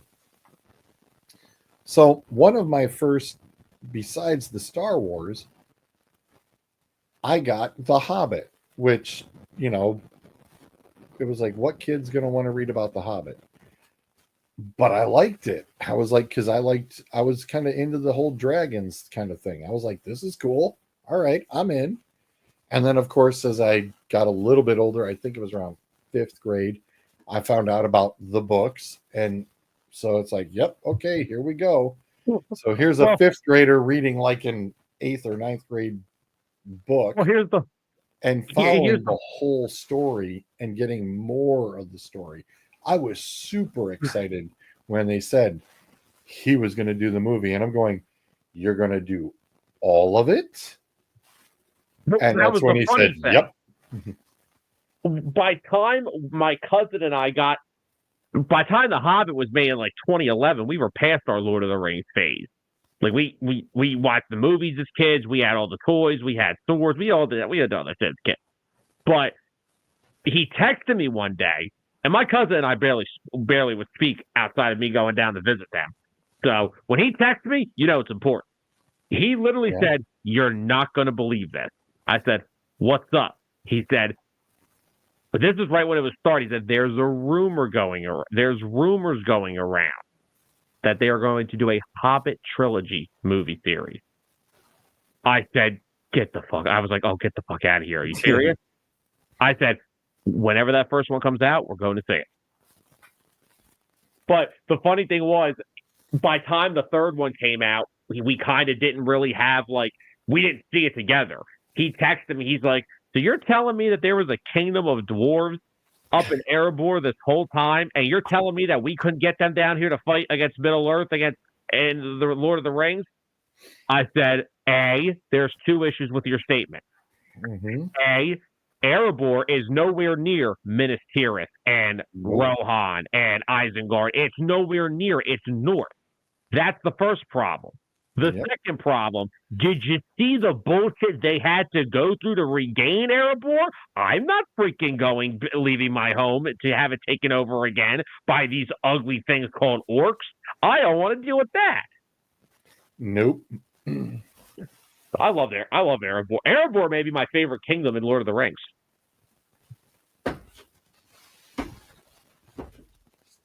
Because the other problem was somebody asked me that. They're like, what's your favorite kingdom? Because, you know, everyone says, oh, Minas Tirith, it's freaking huge. Yeah, but you're probably going to get your ass kicked in a battle because all the warriors suck. Yeah. So then I asked my cousin, I'm like, what's your favorite? He's like, Helm's Deep. I'm like, that's not even a kingdom. Well, technically it is. No, technically, Rohan's kingdom is Edoras. Helm's Deep is their stronghold when they are in fear of war. That is not a kingdom. Well, it's that the is a kingdom stronghold. just moves. The kingdom just moves. That's all. There's a time of peace. There's a time of war. And there was a time when the typewriter was alive, and that's when you were born. So let's go with that now. Wow. I'm sorry. By the time I was typing, there was actually a backspace with the erase on it.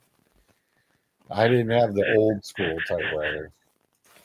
As long as you weren't around the same time as the Rolodex, we're good. Wow. Question: where did this go? What we haven't even gotten Zolt in here yet, and I don't even know what this episode is. Well, we already covered the hot mic whoops. Oh, this is great. So we're actually going. You give me motion sickness. Sorry, going into the NFL and the Olympics. So just a few hours ago, they said, "Yep, NFL owners even approved that NFL players can go play flag football in the Olympics." Yippee. So it will take place during preseason, Sam. Oh, dear God. It is during preseason. Are you allowing your Philadelphia Eagles running back and quarterback possibly going to the Olympics to add some Olympic hardware to their Super Bowl hardware? Are you for or against this?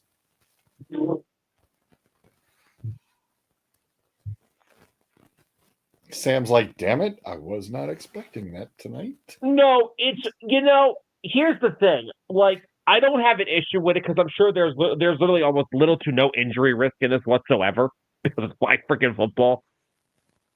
I'm sorry. If Robert Edwards can break his ankle and tear up his knee in a sand volleyball game,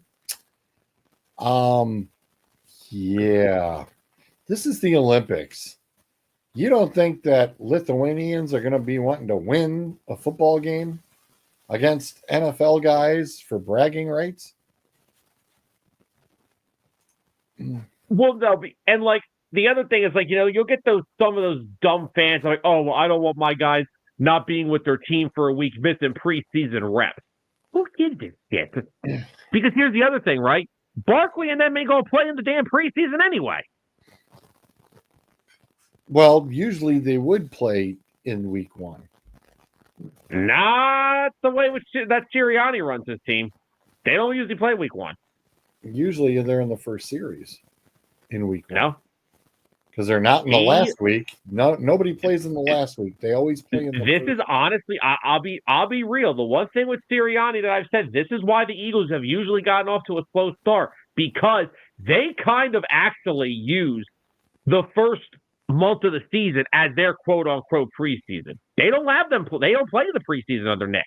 He does not play these guys. This is usually why weeks 1 and 2, I'm going to rip my freaking hair out of my head, because they use those weeks to get everybody up to par. They don't play them in the preseason. Nick does not play his guys in the preseason. So Saquon Barkley tears up his knee playing flag football in the Olympics, trying to go for gold. I'm going to jump off the roof. Along with a whole bunch of Eagles fans, I'm sure. And what Anthony said is true. Nobody plays in the preseason. But that's the problem. That is why there are so many injuries to the starters, because they are not getting preseason reps. They aren't even barely getting any practice reps. Bryce, what would you think about your NFL stars playing in a flag football game for the Olympics? What do you think?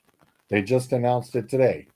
So if you saw Patrick Mahomes got injured playing flag football in the first week, which should be preseason, and he's out for the whole season of 2028, are you mad about it?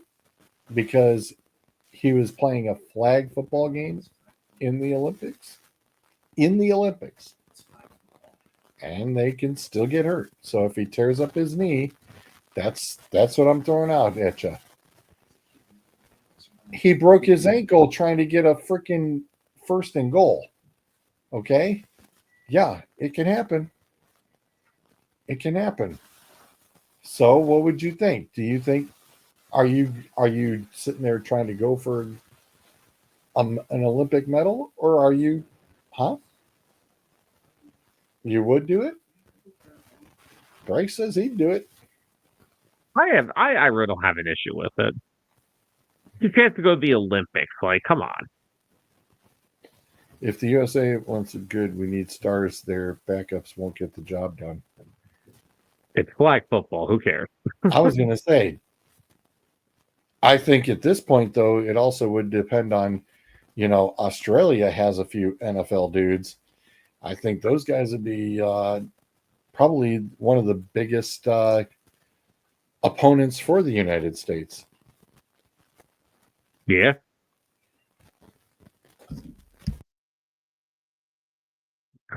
I don't really have an issue with it at all.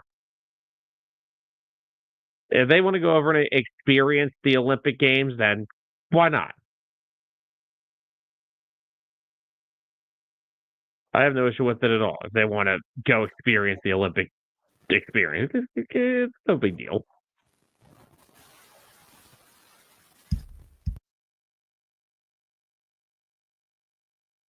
Ah, damn it.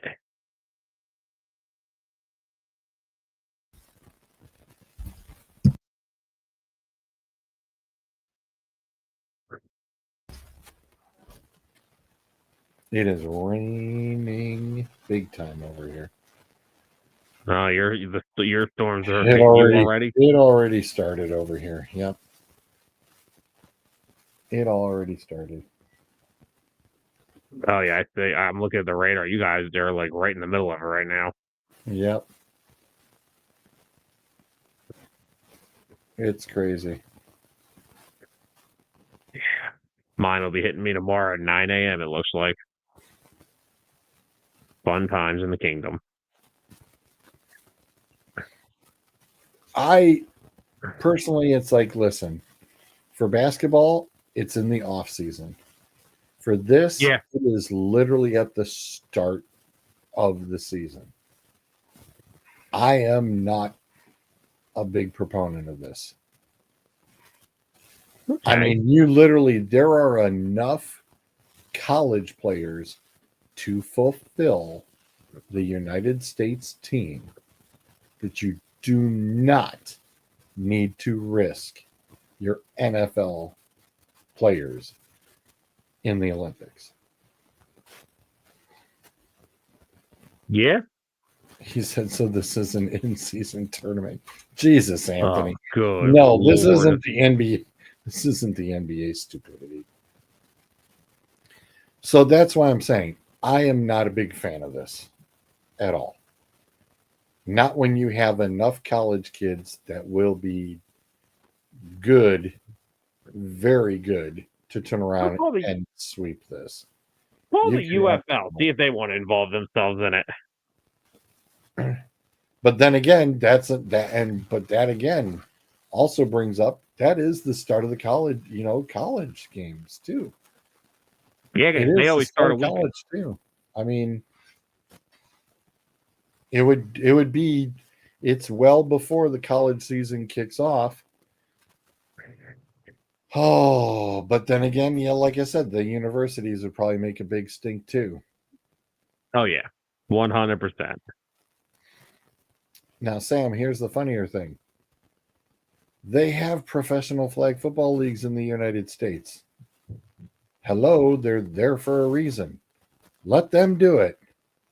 Yeah, like They've got all the tips and tricks, men's and women's. Let them do it. exactly. They're the ones who are already been doing it. Let them do it. That's even a better idea. I like that idea even better. That makes me even a bigger proponent. Forget all the college and pro guys. You've got NFL, you got pro flag football leagues. Let's see.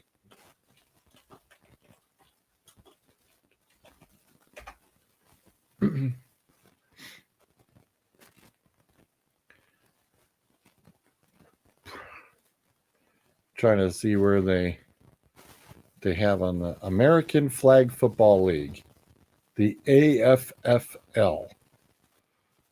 7-on-7, 12-person roster, 60-minute game.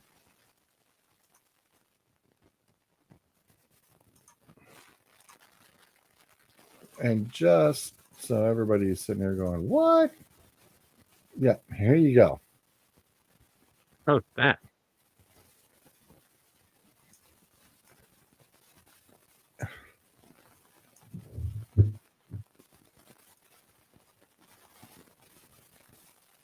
So there's your details. It was actually founded in 2016.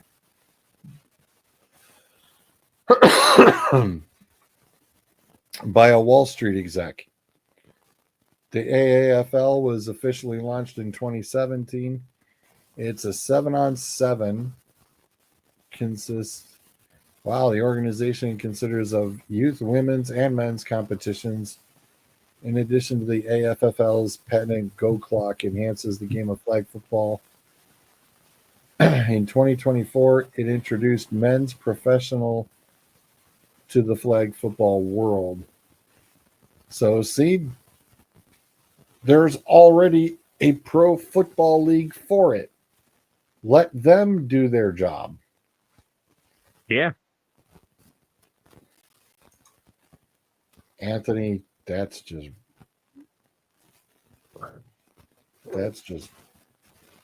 wow. I'm gonna sit here and act like I didn't just Yeah, moving right. No. Okay, here's what we're gonna do. Here's the squad we're sending to the Olympics. Okay? Okay. We're going to think Kaepernick, Ray Rice, Le'Veon Bell, Henry Ruggs, and Antonio Brown. Cam Akers. We're smoking team. Who's your quarterback? Kaepernick. Who else you got? Because once he starts crying like a little girl after he doesn't get his way in the first quarter, who else you got?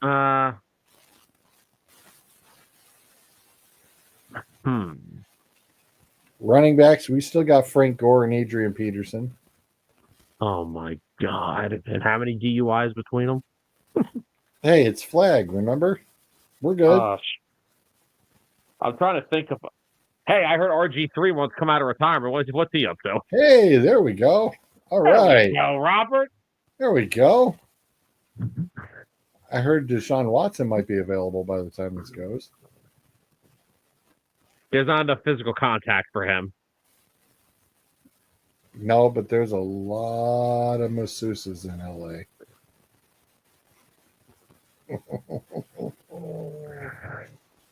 We can get Justin Tucker. We're not even halfway through. I can't even say end the damn show because we can't because we're not even halfway through the damn show. So help me, please. Oh, God. Dolphins ex-QB who wouldn't retire. Well, I know their current quarterback should be involved in this very heavily too. I was going to say, yeah, got one more. Well, actually, you got the other two. The Tua, he could turn around and play in this. Tua's little brother, he was on the Seahawks for a cup of coffee. He could play in this. Yeah, see, there's plenty of people to play. Plenty. You got a whole pro league to do it. Should say. This is going to be what finally draws Brady out of retirement. He has to go be great in the Olympics. He's got to go be great. Oh my God, I didn't even think about that. Dude, Tom Brady could go. Why not? It's flag football. Nobody touched Tom anyway. Not even Giselle. Ho! We're rolling. We're having a good old time tonight. We are really getting. Wow.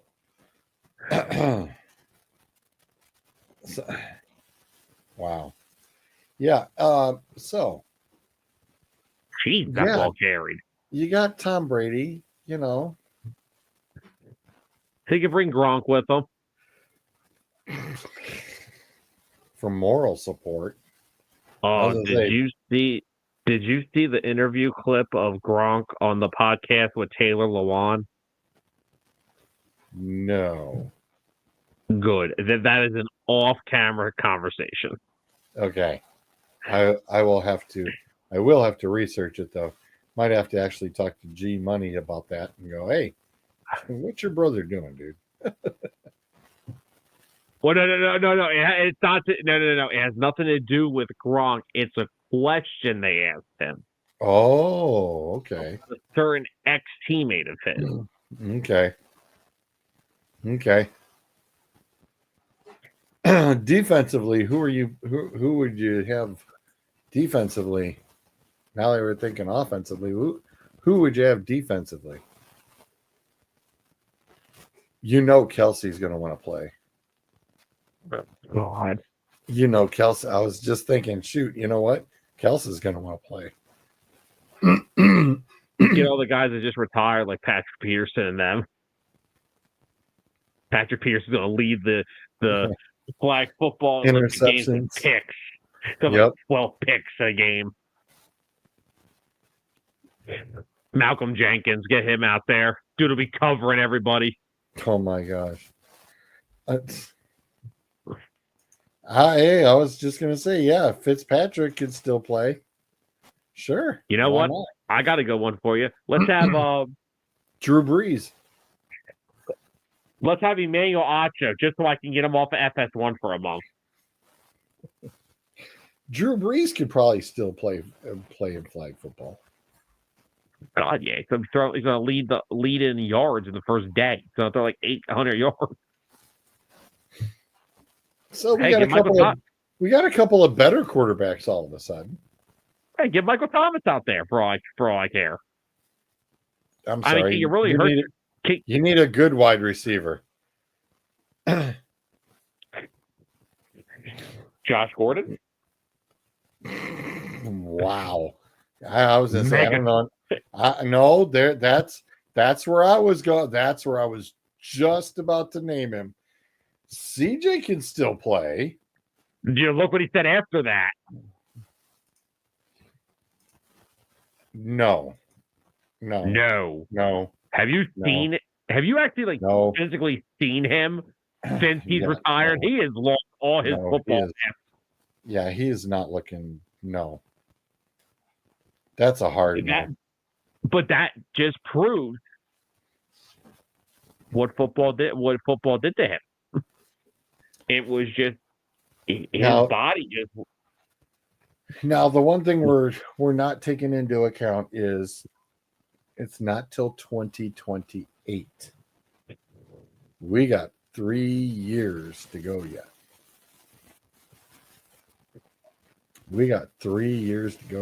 So, who else is on the retirement bubble that you think would be coming out? Who would you be looking at in 3 years? I know we're talking about retired players, but you know who I would love to see participate in this? Travis Hunter.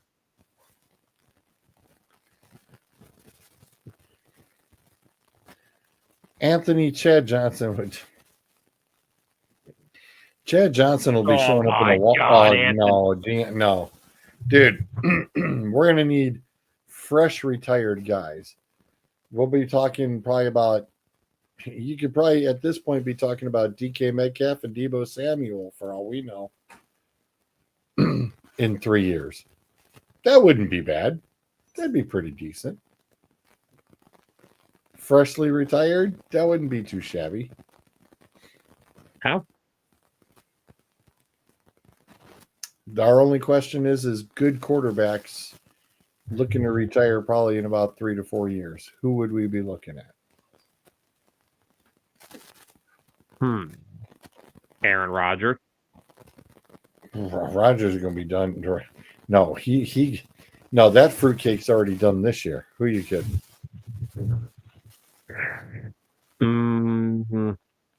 The closest maybe Russell Wilson. I was just going to say the closest ones would be Russell Wilson and Kirk Cousins. Now, Russell Wilson wouldn't be too bad of an option because he can also he runs with the ball too. So that's not a bad option. So you end up with Russell Wilson and Kirk Cousins. Who else? Who else is? The Saints is all going to be everybody new. Hey, Derek Carr. I heard Derek Carr just retired. In 3 more years, we need newer blood than that. Jesus. What? So looking at Stafford, Goff. Maybe Stafford. Yeah, Goff. Not yet. Well, could be both Dak Prescott for all we know. Could be Dak. Oh, wait a minute. The U.S. wants to win gold. Never mind. I'm sorry. They actually want to win the gold medal. I'm sorry. I forgot. Yeah, that's not going to work. I just forgive me, folks. I forgot my head for a minute. That's right. Nope. Sorry. Guy hasn't been to a Super Bowl yet. Guy's been to a conference championship game yet. I screwed that up. Sorry. Maybe So there's nobody on the Raiders. Nobody on the. Well, Gino in 3 years will be pretty up there in age. Yeah, that's like 35. Yeah, that's yeah, that's true. But then again, yeah, okay, all right. Sam Darnold. Nah, he'll still be. He's only gonna be 30. All right. Well, then he's not that far out.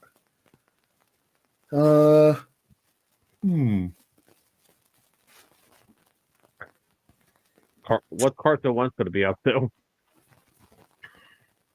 I think Carson Wentz would deal in flag football.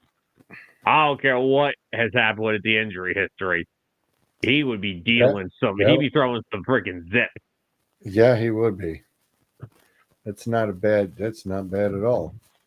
Hey, hell, who knows? Anthony Richardson by then could be a total fruitcake and would be all right.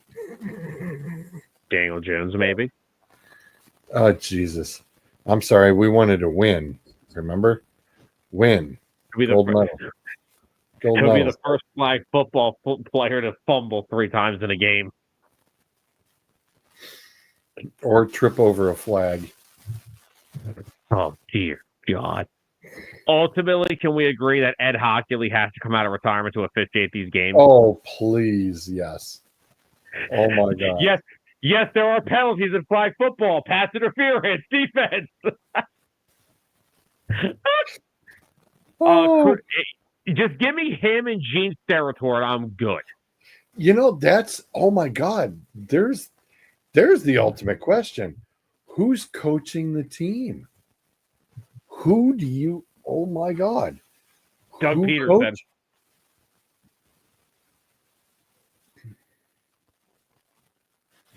But remember, they're going to be coaching in the preseason. He doesn't have a job right now. Both college and pros. Oh, Peterson will still have a job. Okay. Sure. All right. Let's call. Sure I can't even say Belichick to be funny. You know what? Anthony, I don't mind this. I don't mind this at all. You know what? I totally, especially because of the whole Pro Bowl stuff that him and Eli do, I forgot about that. Because they do set up their own coaching formats with the players and going over the plays and stuff already. That's right. The Manning brothers could do it. So, wow. So I guess that kind of takes care of that question. You put the Manning brothers in as the coach, as the primary coaches. That's not going to be too shabby. Actually, man, screw that. We need to have John Gruden coach this team. Who we getting? Oh my God. Go and flag harder, damn it! X9 double waggle. What part of this you don't understand? Oh God. We have to have it. We have to have it. Chucky does the Olympics. Do you want him on commentary or do you want him on the field? That's way, something that's we're got to all be screwed. mic'd. You got to mic. You have to mic up these guys. You have to mic up these guys for the Olympics. Oh my God. I think that would be the greatest thing ever is having John Gruden coach a flag football team for the Olympics. I'm just thinking of the possibility. Oh my God. It's the greatest thing ever, I'm telling you. Oh my God. That would be must see TV. It would be.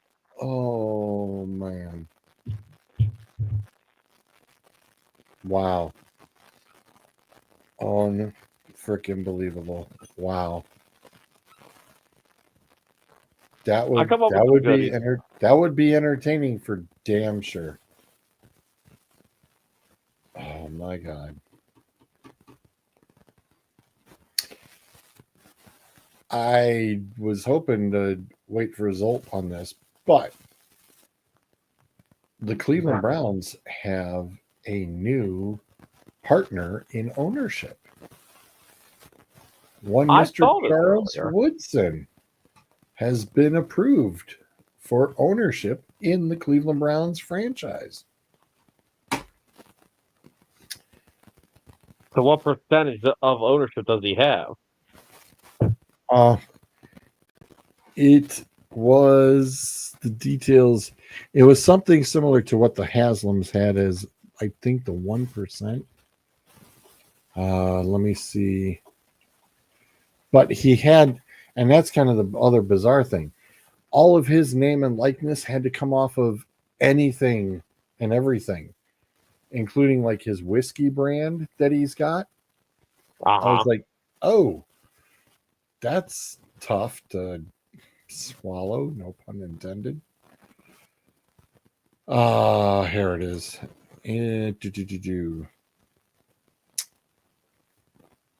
It is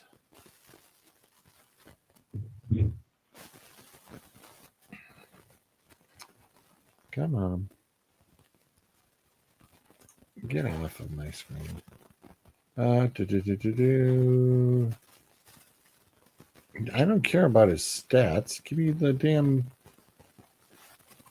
We don't care about no stats. SI is crap. Never trust an SI article. They don't have squat. Wouldn't trust that if you paid me to trust that. The details. It is a 0.1% stake worth about $5 million. 0.1% is worth $5 million. Yep. Gee. It is a non-controlling minority interest. Were approved at the NFL spring meetings in Minnesota, making Woodson the club's first minority owner since the Haslams purchased the team in 2012. I believe the Haslams had a full 1% of the Steelers, but it was also a non-controlling interest. Interesting. The heck? Very interesting. Sorry, Mary Kay Cabot. I'm not going to read anything more out of it. You're garbage. I got the details I needed. Thank you. Thank you very much. But yes, it is going to be really interesting because we know that somebody will be basically around, Cleveland a little bit more. Probably doing a few things because this definitely, helps him out. But it is kind of nice to see, Tom Brady's got something similar with the Raiders. So, why not? Why not let the players reinvest themselves into the team or a team? Yeah. It's not a bad idea. Bryce and I just finished watching the movie Air about the whole Nike situation with Michael Jordan. and how that, they said, hey, he gets 1% of the shoe sale, or whatever the terms were, whatever the percentage is, of any of the shoe sales of the Jordan shoes. And they said 146 million just in the first year that the Air Jordans came out. It's like, dude, no kidding. That's a lot of moolah. And of course, every shoe line release thereafter as well. So, dude's still making a lot of money. Yup. A lot of money. Day. And that's not a bad way, because like they said, if 5-6 years later the player gets hurt, at least they've got some other financial stuff to fall back on. Yeah. I mean, if I saw correctly, there was an article that showed each of his kids are all into something business venture themselves in one shape or form of another. So that's not that bad at all. The kids are actually even, working with investment stuff. So it's not a bad thing. That's actually a pretty good thing. Yeah. But I mean, to invest into a team, it's like, hey, listen, yeah, you're going to have a lot of down years, but when it's going good, it's going to go real good. Oh, yeah. The Kansas City Chiefs were crap for a really long time. And then Andy Reid showed up. And all of a sudden, ta-da! Hey, look at what happened. The Chiefs were resurrected out of nowhere. And I'm kind of waiting for Zolt on this last piece. He needs to get his butt in here. It's like, dude, come on. We're headlining into this,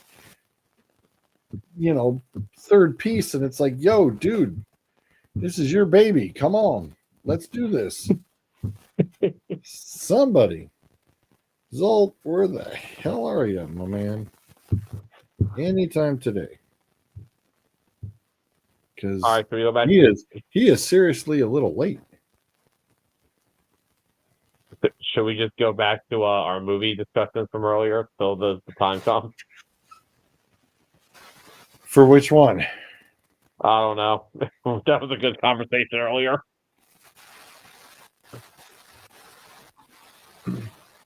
Well, I still have one more thing that will be intriguing. What you got? Just because it was something else that I just looked at and was shaking my head. It's called "What's Wrong with This Picture?"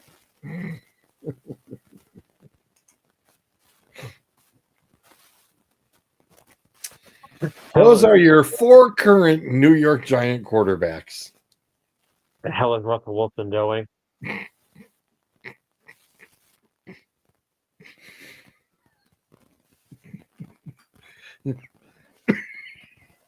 How is it? Why does it have to be that guy?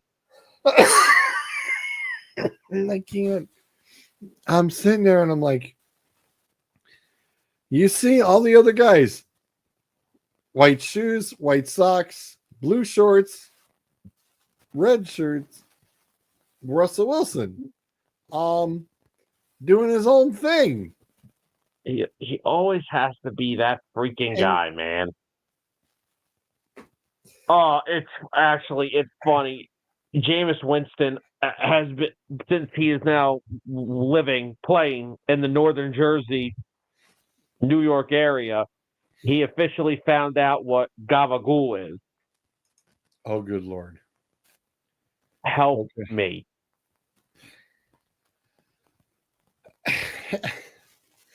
And you just look at it and it's like, listen, folks, it is not the angle of the picture.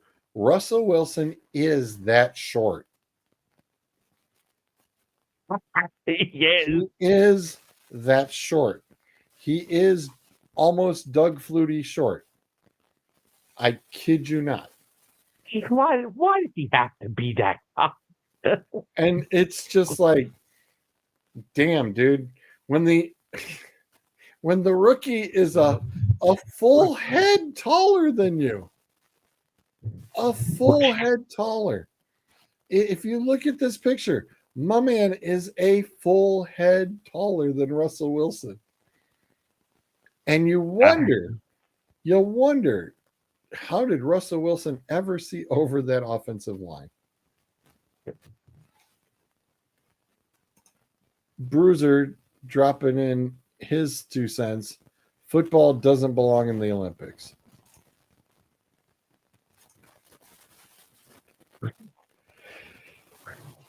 I think I know where he would be going with that, and I may be able to see his point. I want to hear him.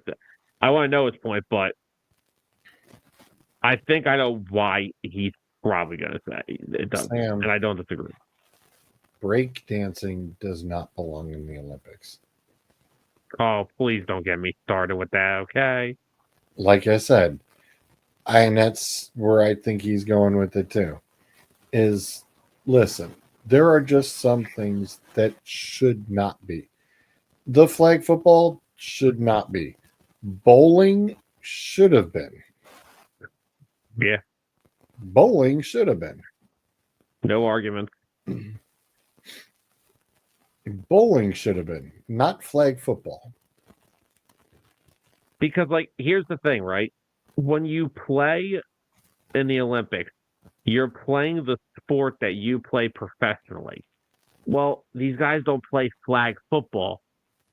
This isn't football in the Olympics. It's an altered version of it.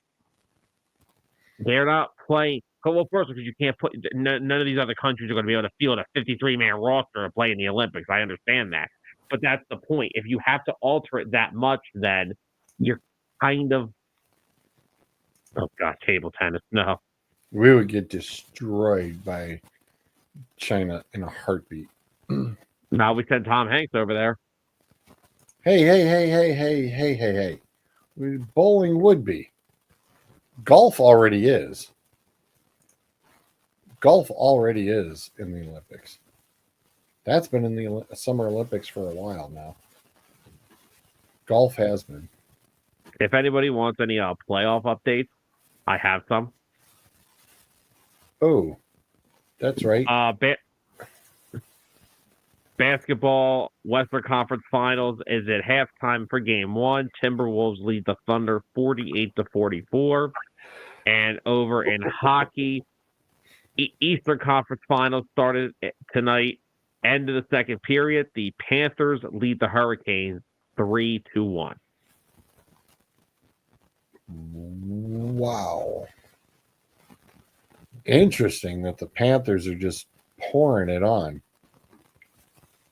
Oh, and for any of our WNBA fans tonight, Caitlin Clark had 27 points, 5 rebounds, and 11 assists in a 91-90 loss to the Atlanta Dream.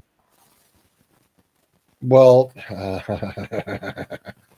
shall we? I was going to say, we can address that elephant in the room. What's the elephant in the room? I don't pay attention enough to it. Oh, about Caitlin Clark and hello. Oh, Hey, sorry. It's like, whoa, Zolt just popped in. Hello. excuse me, sir, you kicked the wrong guy out. He just couldn't handle both of us being here at the same time. Oh, it's an Eagles 49ers tush push background you got there. Yes. Yes. And as you can see under my name, it is in fact a football play. Can we just also agree with one thing with this, right? I personally will just say this, right? I have a quarterback that squats 600 pounds. I have Saquon Barkley and A.J. Dillon, two of the guys that own probably the largest upper leg muscles in football. I don't give a shit about the push being banned. But just to come out and say this, all the guys that continue to say what they think it is are proving that they have never watched rugby a day in their lives. My left tackle is a freaking rugby player. And he's told you it's not a fucking rugby play. Yeah, Bruiser, I agree. Caitlin Clark is a badass. And yeah, the whole thing with that nice little incident with her and Angel Reese the other day, I was just like, wow, isn't that nice? Yeah. I don't watch WNBA, but Caitlin Clark is a badass. I gotta agree with Bruiser on that. I mean, and guess what? Their rivalry is basically starting to bring eyeballs to the WNBA. Yeah. It's a magic bird situation, and it's like, guess what? People are going to tune in anytime those two are going to be facing each other now, and they are going to be looking forward to it. Yep. I just thought it was hysterical that in the press conference afterwards, when Angel Reese is getting interviewed, and they turned around and started to mention about it, she's like, next question. I was like, oh, I'm sorry. Did your feelings get hurt? Oh, poor baby. Suck it up. You're a pro. You are a pro basketball player. Suck it up. Answer the damn question. Quit being such a puss. I did not take it that way at all. She answered it. It was a basketball play. Next question. She's moving past it. She's like, this is not what we should be talking about. We should be talking about the game. Oh, she didn't. She didn't want to talk about it. She didn't want to talk about it. Bruiser saying Angel Reese is highly overrated, jealous, and overhyped. The refs missed a flagrant on Reese 15 seconds before that. Also, since the infamous picture of Reese pointing at her ring finger, Clark is 5-1 against Reese. Yeah, not much of a competition there. Yeah, Zolt, I didn't know if you noticed, but the comments now just freely pop up here in this little chat box that StreamYard has popped up. I see. We don't have to actually go through to click on comments anymore. They're right there for us, right on screen. Which is or better or worse. Which is slightly a little bit more convenient than trying to, especially for the two of us when we go click on the comments. I mean, that's all right. In some ways, it's better for you, George, because now you just get to hear my comments as opposed to reading it and then realizing, crap, now I have to put this on the screen.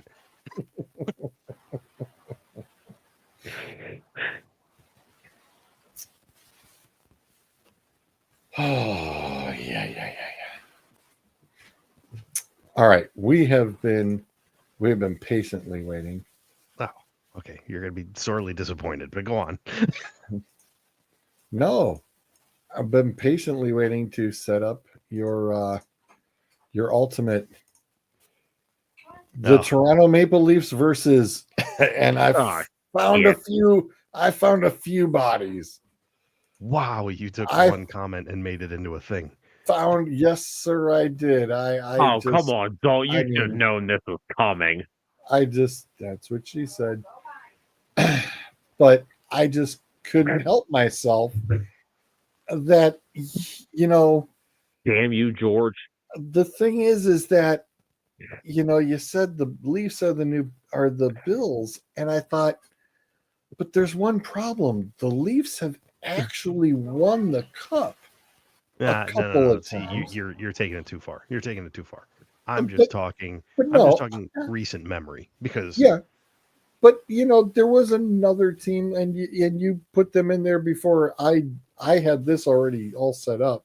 Oh, and Dallas. I was like, wow, did he catch Dallas already? That I had Dallas, and I was like, yeah, I had Dallas in there first. Yeah. And then figured I'd add in Buffalo. And then I was like, oh, well, Cleveland is kind of the same thing.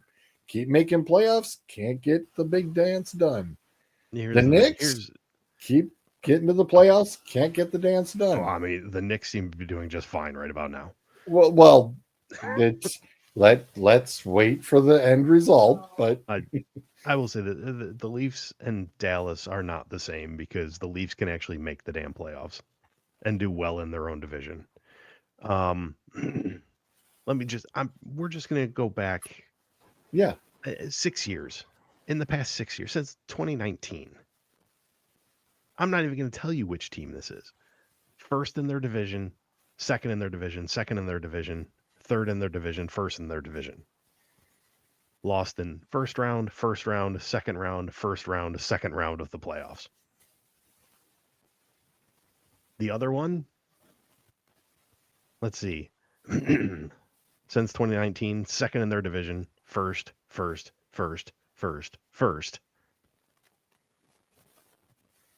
Lost in the first round, third round, second round, third round of the playoffs. Okay, so one of the teams sounds like the Pittsburgh Steelers.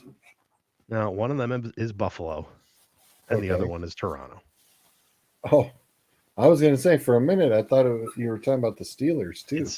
Because the Steelers keep losing in the first round too. It's Toronto with high-powered athletes, Austin Matthews, etc. Do fantastic in the regular season, no issues making the playoffs, get in, and Leafs gonna leaf, and they're done. The leaf doesn't fall far from the tree. It does, man. That thing never leaves the branch. No, it does. It just regrows every year. And Buffalo, God help him, Josh Allen is one of the top 3 quarterbacks in this league. And depending what you're looking for, he could be number 1. That team cannot make it to the dance. They just can't make it to the Super Bowl. Well,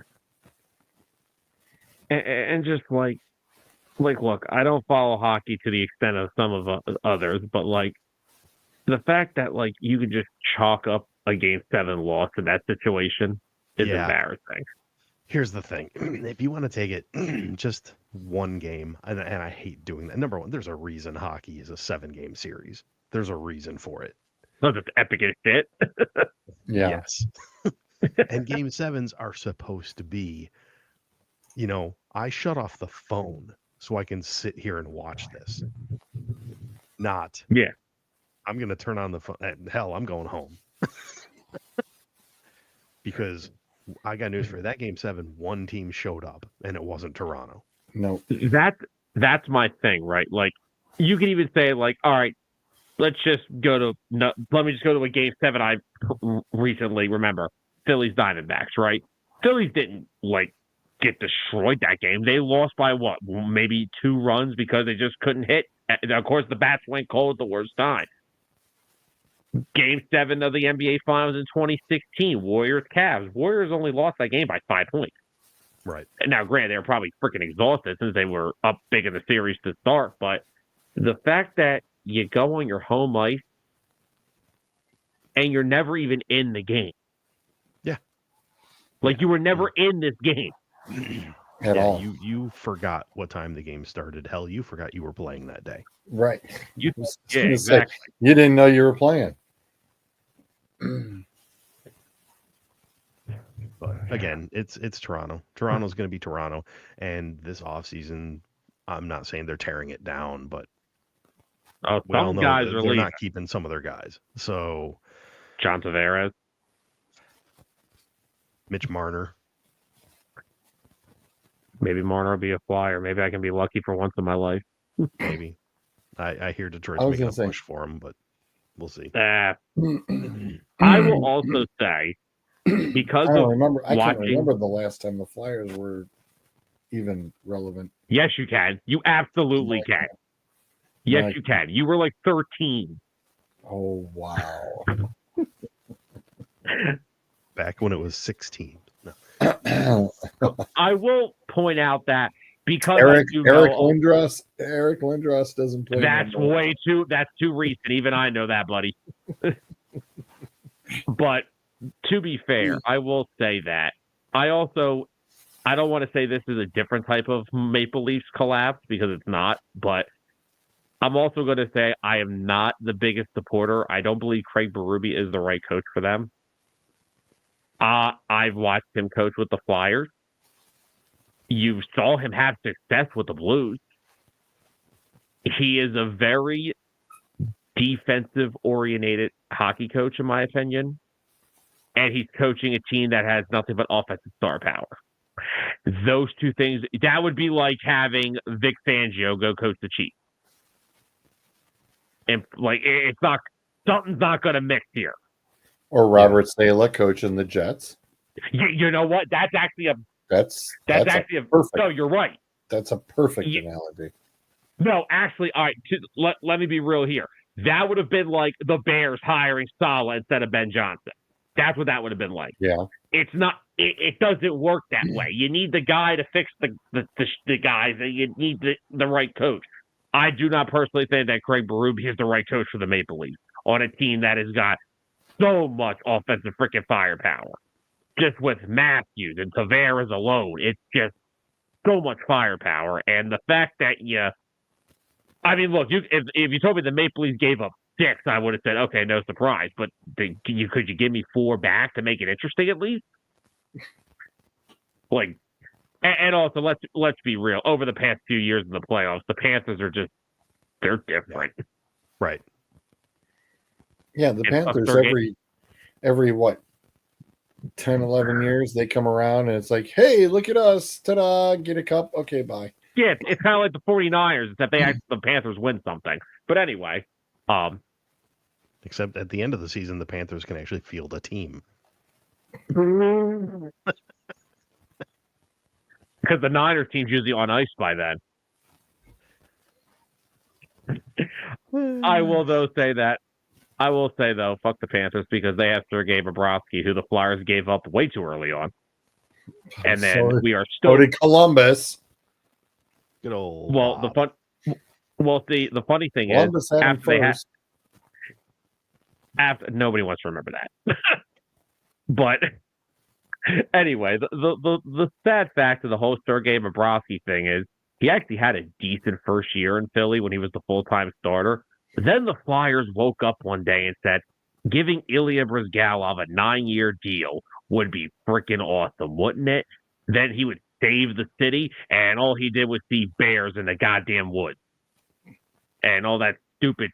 We literally signed him to be our goaltending savior, and we had to beat the Penguins that year. Sorry, Bruiser. In the first round, we had to average almost 6 goals a game because he was giving up freaking 5.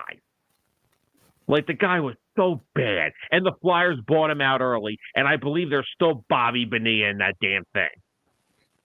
And I've been through about 65 goalies since.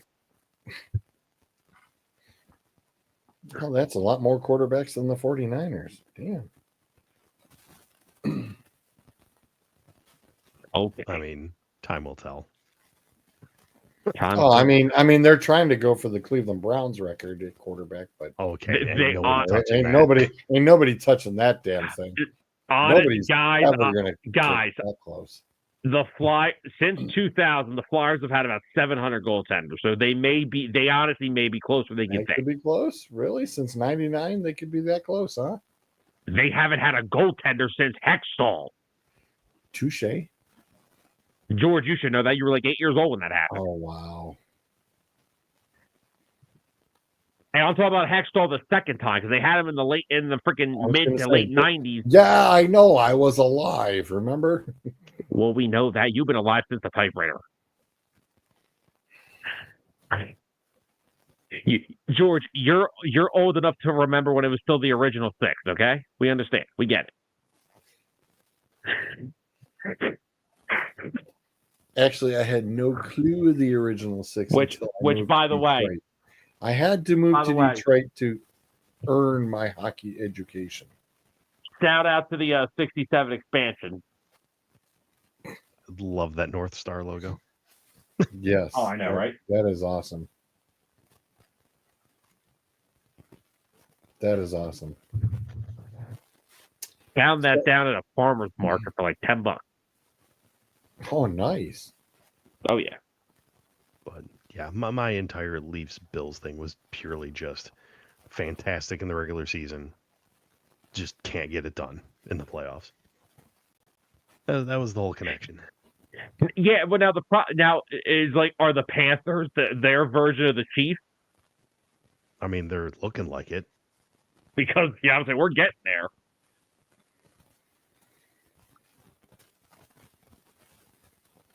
Let's give the Panthers a couple more years. Couple more cups. Yeah. Yeah, right. Let them win like 2 or 3 more cups. Well, they're up 3-1 with 17 minutes to go in the third on Carolina to open that series. So I was already figuring between the Panthers and the Oilers for Stanley Cup Finals. Rematch. What do you think of that? I'll take it. I'm okay with that. I'm okay with that. I was gonna say I'm all over it. It's like, hey, good, yeah, give me him. I heard an interesting stat today regarding hockey teams and winning the cup and payroll. That Okay. no team has won the cup yet with a player making $10 million a year or more. I'm sorry, more than $10 million a year. Really? Yep, there's been a couple players making exactly 10 when they've won it, but nobody making more than that. As it stands right now, of the 3 teams that are left, Edmonton is the only team that has a player making more than $10 million a year, and that's McDavid, Right. as he should. Yeah, he's pretty good. See, even as the Red Wings were winning theirs, Yes. nobody was over 10 million. Well, the money now is completely different. Oh yeah, that's right. Yeah, it would have been. Yeah, it would have been different. So when the Flyers won their Stanley Cups, what are those players making? Like $10? Something like that. $10, and they got a 20% discount at the local dentist. Fair point. George, what was the minimum wage back then? Pretty similar to what it is now. No. Oh God. I think Zoe, I think every week since this has started, I think every day George just regrets putting me around this every day, because now he's like, he has to just deal with the double whammy. That was my goal. Oh. Being the senior of the group. And we do not use that term lightly. Well, actually, when Mr. Manning joins us, I'm no longer the senior of the group. He kind of takes that over by a few years. Yeah. We'll give you that. I don't mind it. It'll make you feel better about yourself. I don't mind it. So, interesting article in The Athletic today ranking the top 25 college football players since the year 2000. Oh, dear. Ooh, wow. That's a lot of people. It is. Holy. It's a little bit hard. How the hell did they limited it to 25 people? Yes. Yeah, top 25. Ooh. I can go up the list. I can just do top 10. How would you like this? On a platter? Unfortunately, they don't give me like a handy dandy chart, so I can't just pop the chart up. Gravy. But no, I mean they go into details. Is Kellen Moore on that list? No. Oh dear. Really? Not. I just quickly scrolled through it. I did not see him. Wow, the winningest. Barkley on that list? Wait a minute. The winningest college quarterback in history isn't on this list. Interesting. Very interesting. Well, here I'll read up real quick, and then when we get to the top 10, I'll slow down a little bit. At 25, we had Quentin Nelson, guard from Notre Dame. Okay. 24 is Tyrann Mathieu, defensive back from LSU, the Honey All right. Badger. Okay. All right. The badge. Yep. 23, Brock Bowers, tight end, Georgia. Okay. Wow. 22, Sean Taylor, safety from Miami. All right. Okay. 21, Jaden Daniels, quarterback, LSU, Arizona State.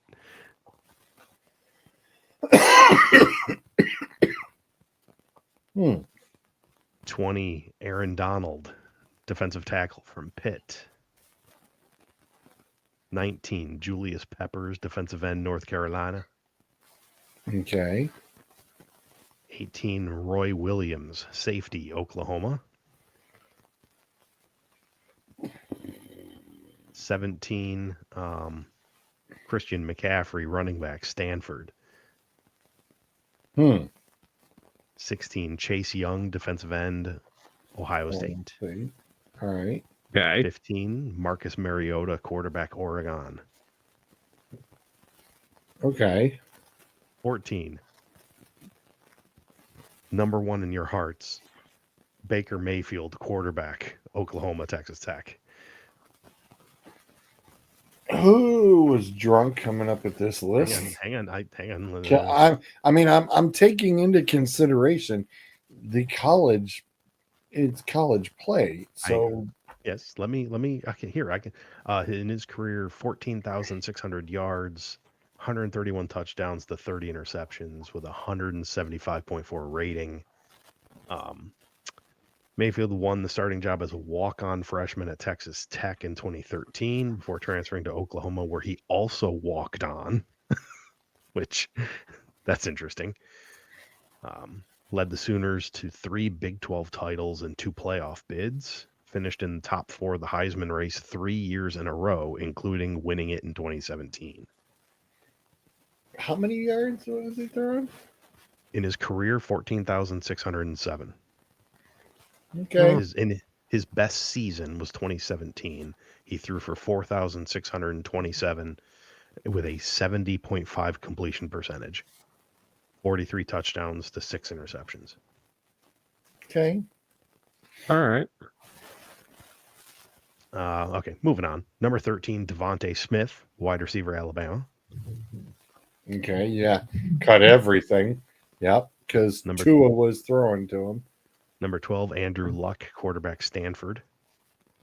Okay. Number 11, Larry Fitzgerald, wide receiver, Pitt. Okay. Fair enough. Okay. Top 10, Terrell Suggs, defensive end, Arizona State. Hard to argue.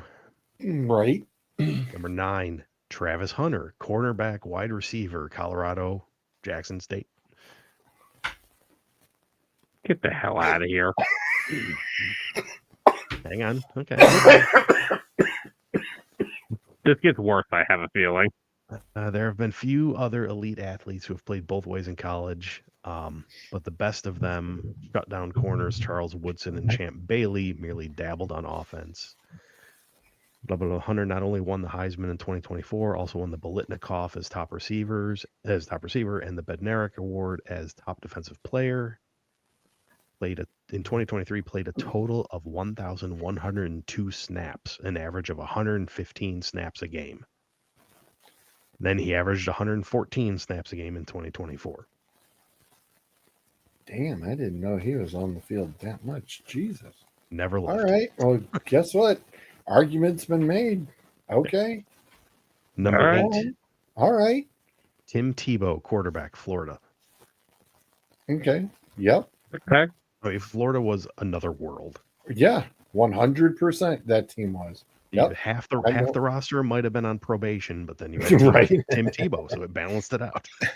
Wait, while we're on this topic, Zolt, I asked George this earlier, did you hear the question that Taylor Lewan asked Rob Gronkowski on his podcast the other day? I did not. Okay. Off camera subject. It's an off-camera subject. It's Lewan. It could be anything. Number 7, Vince Young, quarterback, Texas. I was wondering if he would be up there. Hello. Yeah, I was going to say. Number 6, Ed Reed, safety, Miami. Okay.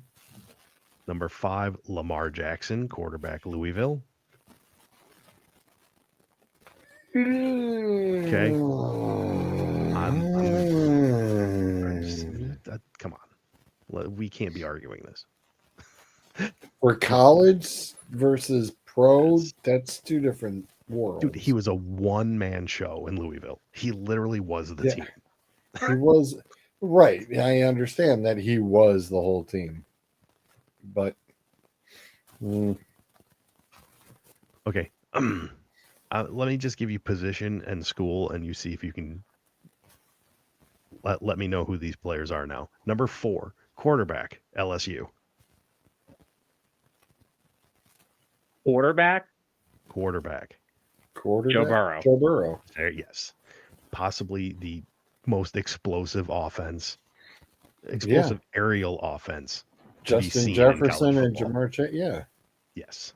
Justin That's Jefferson. Madden on roll. Can you imagine Jefferson and Chase? I mean, he got Chase. He got lucky there.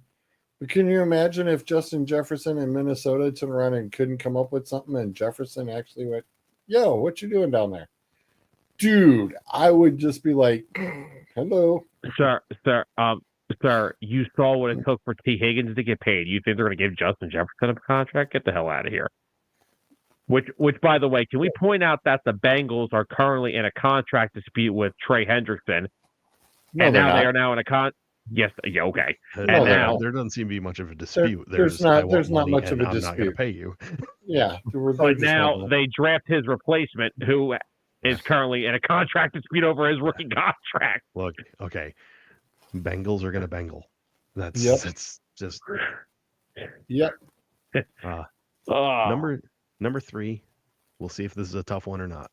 Defensive tackle, Nebraska.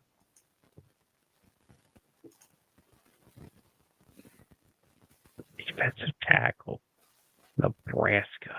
I'll say this player's best season was 2009, where he had 85 tackles, 21 tackle for losses, 12 sacks, an interception as a defensive tackle, and a forced fumble.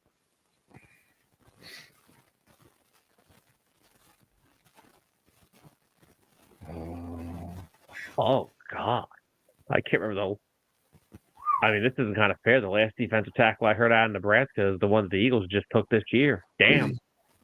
Let me read a quote from then Texas running backs coach Major Applewhite. You saw on What a film name. you saw on film him get off blocks, destroy double teams, and saw how disruptive he was. You could slide your line to him. It didn't matter. At the end of the day, it got back to one-on-ones, and he was going to whip people's asses. All right, so this is clearly a dominant defensive tackle. Yes. 2009. You said, all right, wait. He finished 4th in the Heisman voting. Shit. Became the first defensive player to win the AP College Player of the Year award.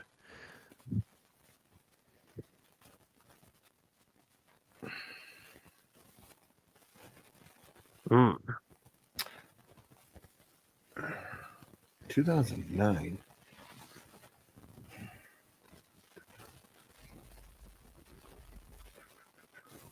I got nothing. Who do you play for? Nebraska. No. Pro team. Oh, Detroit for one. Detroit drafted him.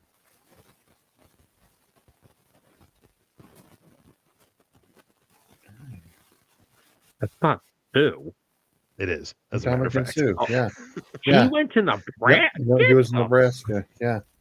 I was gonna say you just said Detroit, and I had to kind of rewind real quick. It's like, yeah, that would be Sue. I forgot Sue went to Nebraska. Sue's That's why I was like, wait a minute. Wow, that's far back, man. Oh my God, that's far back. That year, Nebraska held 8 of its opponents to 10 points or fewer. Well, George, you're saying that's way back. You probably remember when Nebraska first created their football team, so it's okay. You remembered when Nebraska became a state. Really? That one's just bad. At number two. At number two, from USC, running back. Oh, I thought you were going to go look. Matt Leinart for a minute. I thought Matt Leinart was going to be Sam got it. It's Reggie Go ahead. Bush. Yes. Reggie Bush. Good. Yeah, I was going to say, you said USC and Matt Leinart popped into my head. Yeah, it wasn't Matt Leinart. Trust me, nobody wants to remember Matt Leinart. Matt Leinart doesn't want to remember Matt Leinart. Number one college player in the past 25 years, according to The Athletic. Quarterback from Auburn. Cam Newton. Cam Newton? I was going to guess Cam Newton before you even said anything. Get the fuck out of here. Get out of here. Kellen Moore was better than Cam Newton. Jesus. And I'm sorry, wait. Who Did was I drunk hear writing this? I was going to say, who out of the Athletic was drunk writing so this? let me just ask this now. You did not. Saquon Barkley was not on this list, right? He was not in the top 25. So clearly nobody watched him carry the dog shit offensive lines and Christian Hackenberg through his collegiate career. Clearly nobody watched that. Like I said, somebody was drunk when they came up with this damn list. Let me at least throw the stuff at you. We've got numbers. We've got, the rationale. We'll at least give it a chance. His best season, 2010, he threw for 2,854 yards, 30 touchdowns, 7 interceptions. Also ran for 1,473 yards and 20 touchdowns. Ran through the hardest conference in football, leading the Tigers to a 14-0 record. I'll still take Kellen Moore on my squad. As far as people surrounding him, the quote is he played with nobody. There were only 2 of his offensive linemen got drafted at all. One in the 4th round, one in the 7th round. In his first game with Auburn, he set the Auburn quarterback rushing record. Duh.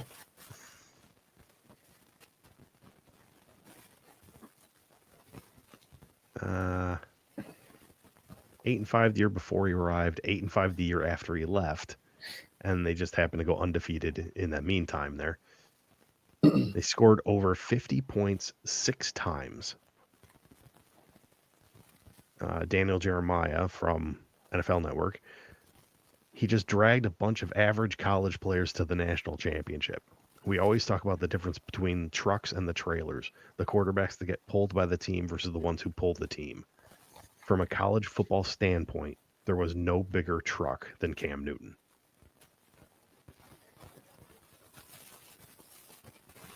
And after his 2015 season, he started to move like a truck. Hey, running quarterbacks, we've had the discussion. Mm-hmm. We have.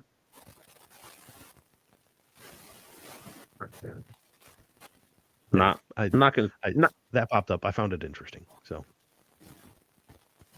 No, it was. So what do we got on our fill in the blank tonight? I know what. See, I knew that was coming. Hang on. We've pumped it up a couple of times. God help you. Before you got here. Okay. I got 3 to choose from. I have a couple really good ones that I came across lately. I just haven't had time to type them in. So we're not running low. But don't worry, we already bashed this one post that Sam found about the somebody's top 10 favorite sports movies, and yes, I was watching part of that. Yeah, that was atrocious. That was such a bad. That was terrible. Yeah, it wasn't great, but it is right. That's how we were people like. Have opinions, right? Okay, I'll give you guys the option. Do you want rushing or receiving?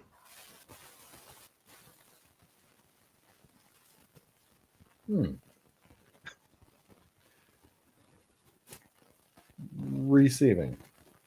Yeah, we'll go receiving. Okay, we'll go receiving. Okay, let me just find the answer key to this one real quick.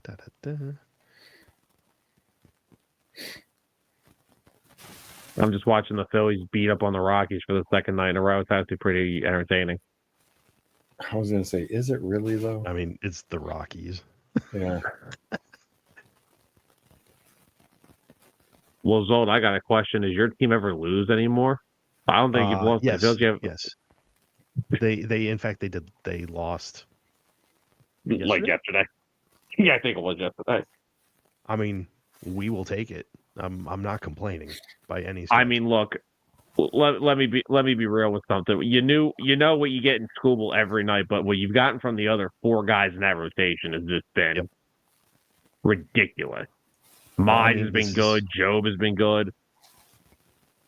Obviously, the way we've got it, you're going to have highs and lows during the season. It's a long-ass season. So, number one, hopefully those guys can stay healthy.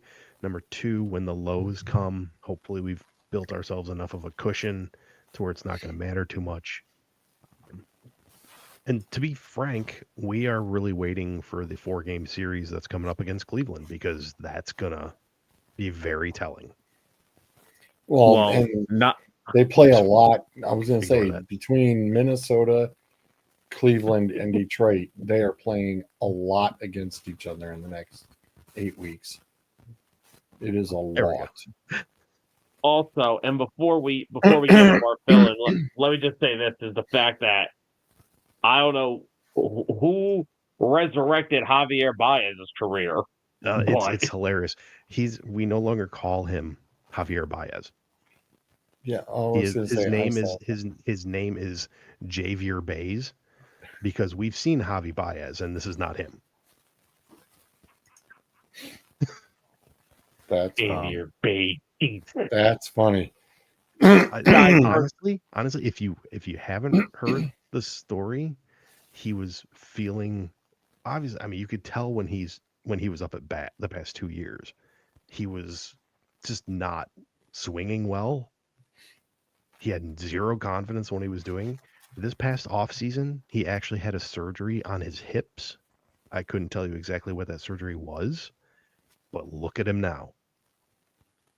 So whatever the hell he had going on in his hips seemed to be affecting his swing, and God help him, we were expecting nothing out of him. I mean, like, seriously, like, if you talked about the 2025 Tigers coming into this year, no one even remembered he was on the team. Nope. Well, we did because we were paying him. That's yes. But that's how much of a non-factor he has become. Okay. Each team's single season receiving yard leader. You can just put AJ Brown in Philadelphia right now. Hang on. Let's see. Oh yeah, look at that. Go figure. Yep, he set that mark in 2022.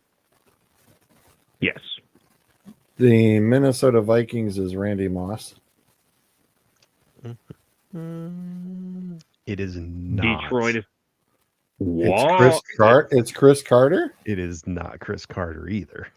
Jefferson. JJ is? What? Really? Yep. Already? Is Megatron Detroit? 2022. Yeah, absolutely. I'm going to say, yeah, that's. Again, Cincinnati. If we want hints for any of these as we get into the doldrums here, I can give you the year. Okay. Rice is Frisco. Yes, of course. Cincinnati is Chase. It was just this past season.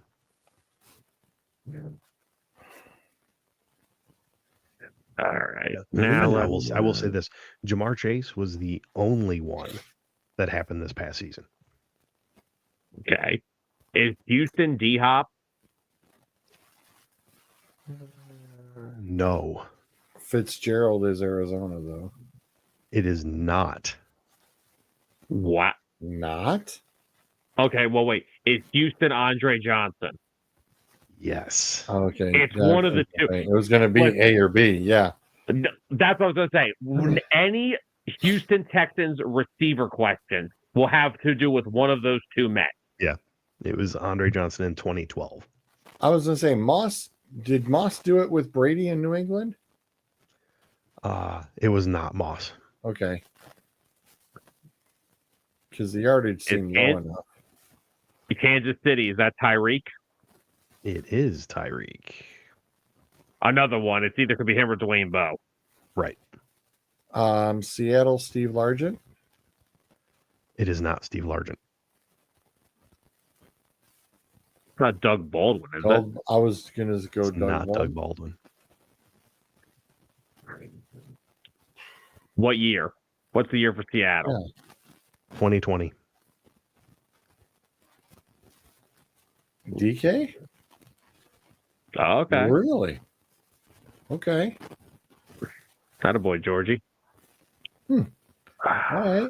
Oh, I was giving Largent the benefit of the doubt. All right. Let's have some fun with frickin' Green Bay. Is that Devontae Adams?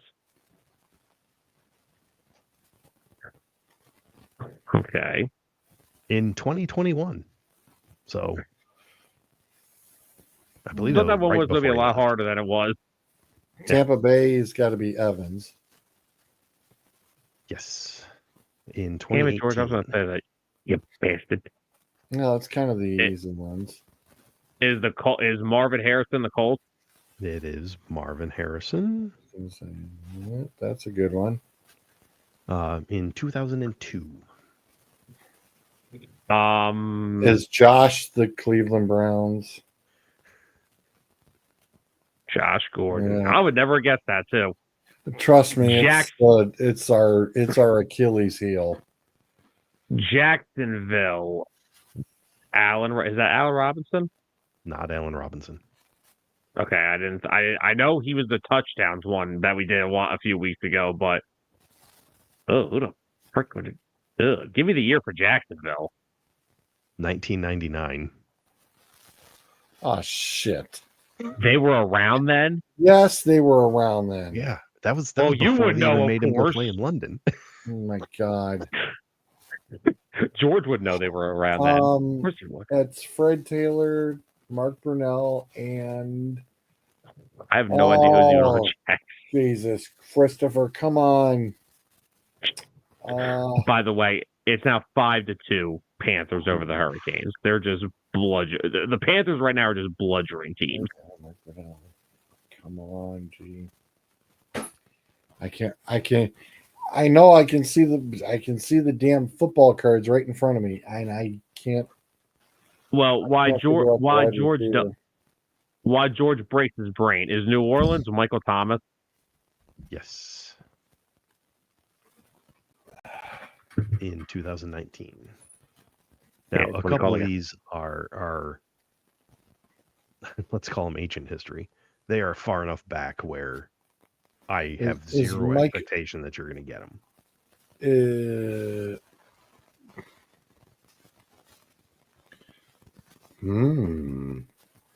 Dallas Cowboys, is that Irvin No. White? No. Des Bryant. No. This is a CD? stupid answer, but question: is it Miles Austin? It's not Miles Austin. George, what'd you say? CD? Oh, Is it really? Yep. Okay. Is Cooper Kupp the Rams?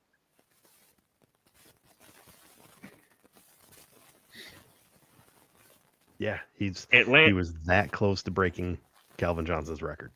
Wow. Atlanta's not Julio, is it? Oh, shit. Yeah. I didn't think Julio, I didn't know Julio was freaking. I Is know Julio was Pittsburgh Julio. but- Antonio Brown? yeah, it's freaking. Of course. Oh. I can't believe Tennessee's actually had a good wide receiver to have 1,700 yards.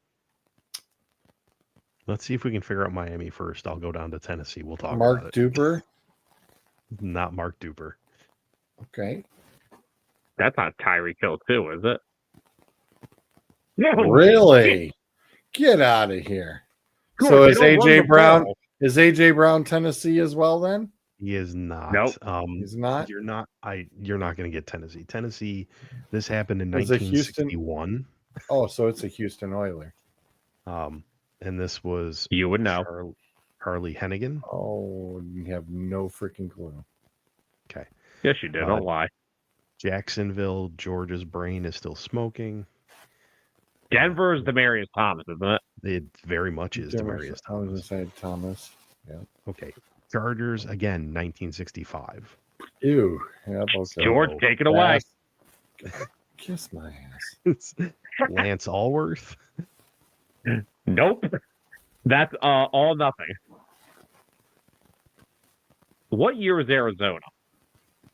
2001. The Cardinals in 2001. We'll come back to that. Okay. Giants. Is that like Victor Cruz?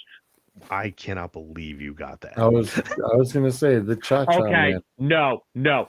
Do you want me to tell you why?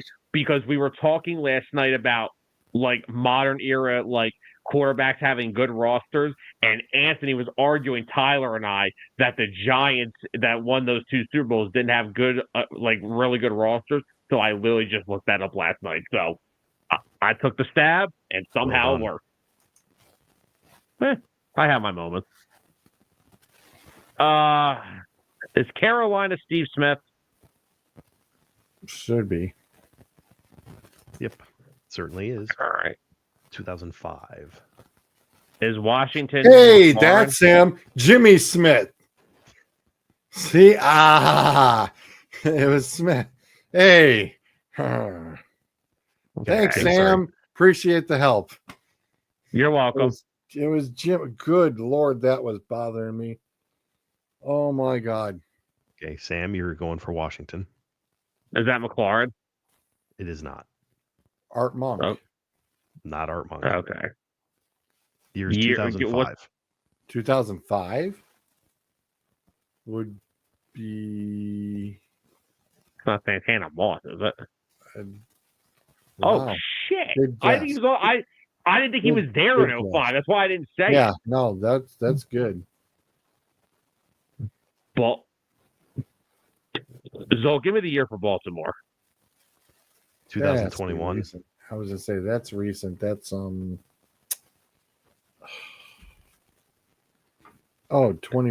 That wouldn't been what's his face? That's who Arizona's is. Damn it. Okay, who's Arizona? It was Arizona.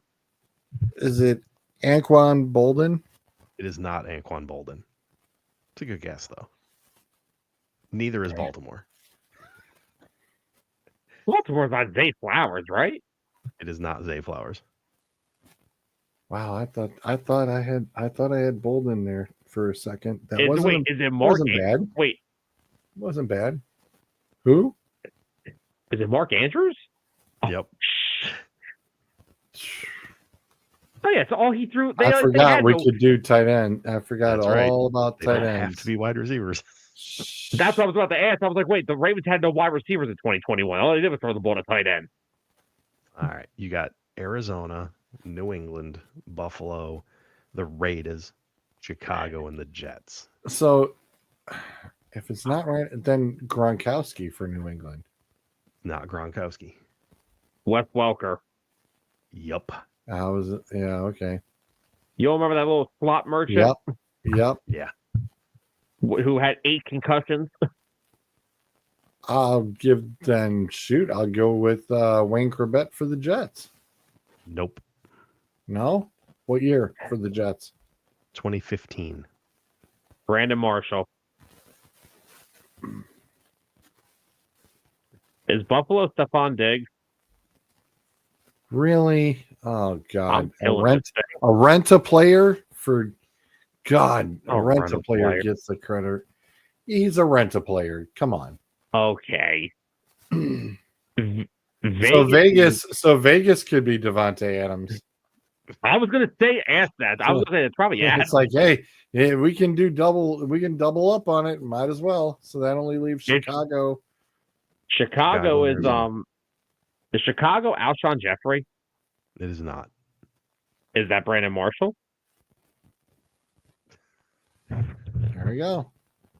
All right, and now we're down to our freaking zone. Arizona, 2001. Who was QB? I need Jake another Plummer. Jake Plummer was quarterback. But that's not the question here, though. No, You got part of something. Hang on. Hey, it's like the Jimmy Smith thing. Give me a minute. If I give you a minute, we'll be here an hour.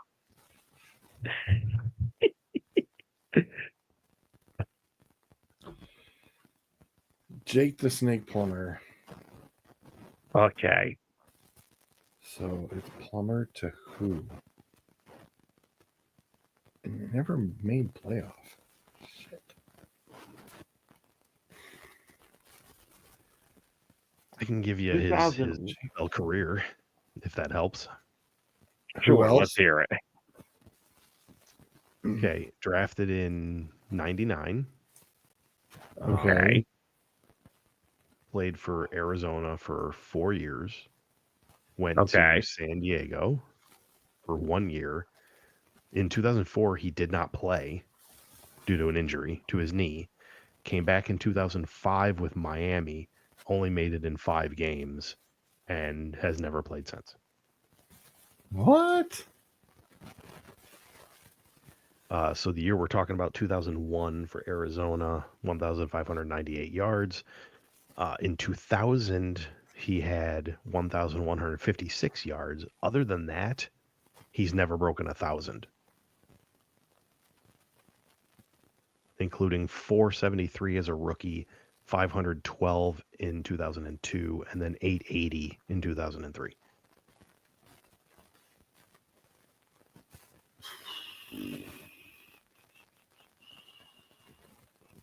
I got nothing. Hang on. I have to look up his history, but I believe, yes, he played at Ohio State.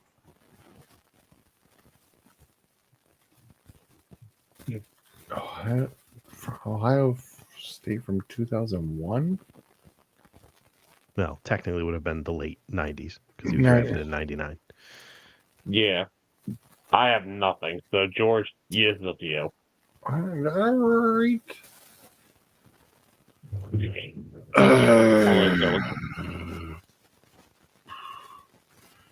Brian Johnson? From AC/DC? No. No.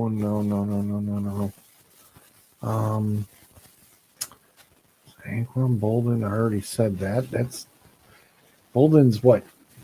Bolden was 02 or 03, right? Wasn't he 02 or 03? Bolden? You're going to make me look up things that have no relevance. I know. Whatever.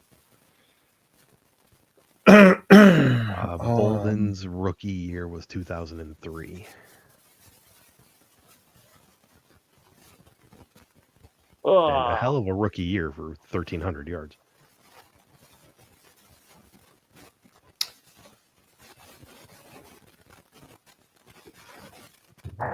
Boston? David? Really? Really? Boston? Larry Fitzgerald couldn't. Wow. I mean, I would never have. David freaking Boston? Are you kidding me? Really? I got someone got it because it wasn't going to be me. Well, the Ohio State thing was a clue. A big clue. That is true. Trust me. Yes. That was a big damn. Because that was the only time he was good because he sucked after that. He was horrible. Wow. Really? No, Larry Fitzgerald was in the 1400s 4 times in his career, but he never even broke 1,500. So Wow, David frickin' Boston. And David Boston had that 1 year. Yeah, it was a good year. Yeah. I didn't have him for fantasy, but he was having a good year. And then God help you if you drafted him after that. Yeah, right. Suds did. Of course he did. Suds always goes for the guys after somebody's already made him real good. Although Suds did get credit, he did go he hurry up and ran to his computer to go pick up Anquan Bolden after we're watching the Lions game. Oh my God. He was the first person to hurry up and go get him. Oh, wow. David Boston. Oh, man, I didn't think, because you'd think Larry Fitzgerald has like the most yards for the whole freaking team. I figured for sure that's who it was. Or Bolden. Because I think his rookie year, he was pretty damn close. And I found it hilarious that you didn't have either Chicago or the Jets, and they were the same guy, just 3 years apart. That's crazy. Yeah, so it's Kansas City and Miami. Yep. Yeah. Like I said, Cleveland, unfortunately, oh God, it makes us sick. I blew Zolt's mind by pulling Victor Cruz. Yes, you pulled Victor. Yeah, Cruz the out, Victor Cruz was good. Cruz was good because I was stunned. Yeah, 1,500 yards. I was like, wow. I was figuring somebody even deeper, probably around the 80s. Because there really hasn't been anybody outstanding, even with OBJ. I wouldn't have even thought of putting I'm surprised OBJ I didn't go. I'm surprised I didn't say OBJ to start that. I would imagine kind of like that'd be most people's first guess. But it was I wasn't going to even think of OBJ for that because I know it was just the touchdown things. It wasn't necessarily all the yards. Right. Yeah. Because shoot, for half a minute, I was even thinking of Bavaro too. Oh. I was just between Cruz and Boston. I figured those would be probably two of the hardest ones, and the Boston, I knew I could throw Ohio State out there and you'd get it eventually. Yeah, that's like I said, that's the only thing that saved me on that one. Because I assumed Victor Cruz, I'd have to go to Pro Football Reference and start pulling things out of there. No, and like I said, that wasn't bad because outside of him, I would have probably had to try to string somebody early 90s, late 80s.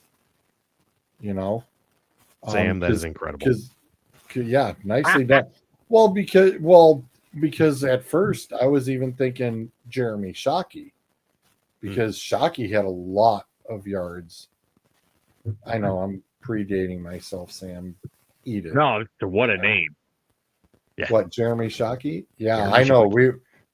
Hey, trust me, Giants fans remember him very well. He was a very loved player.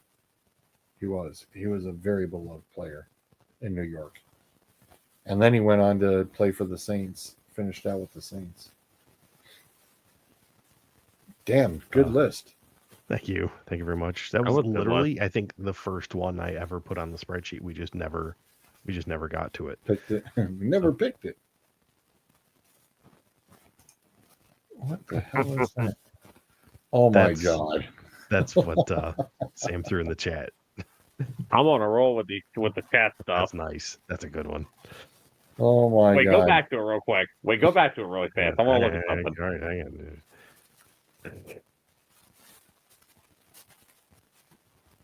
Damn, 1, 2, 3. So, all right. So these are Boston everybody they've twice. Panthers Florida twice.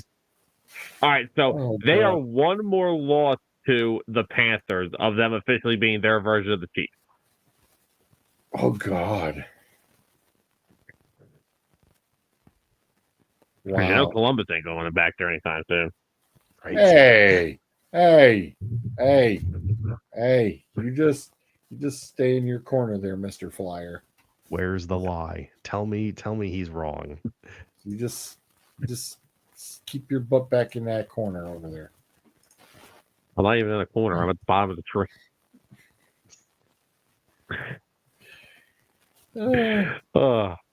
Pete. I don't know what tonight's show was. It was long. That's what it was. And I just got here.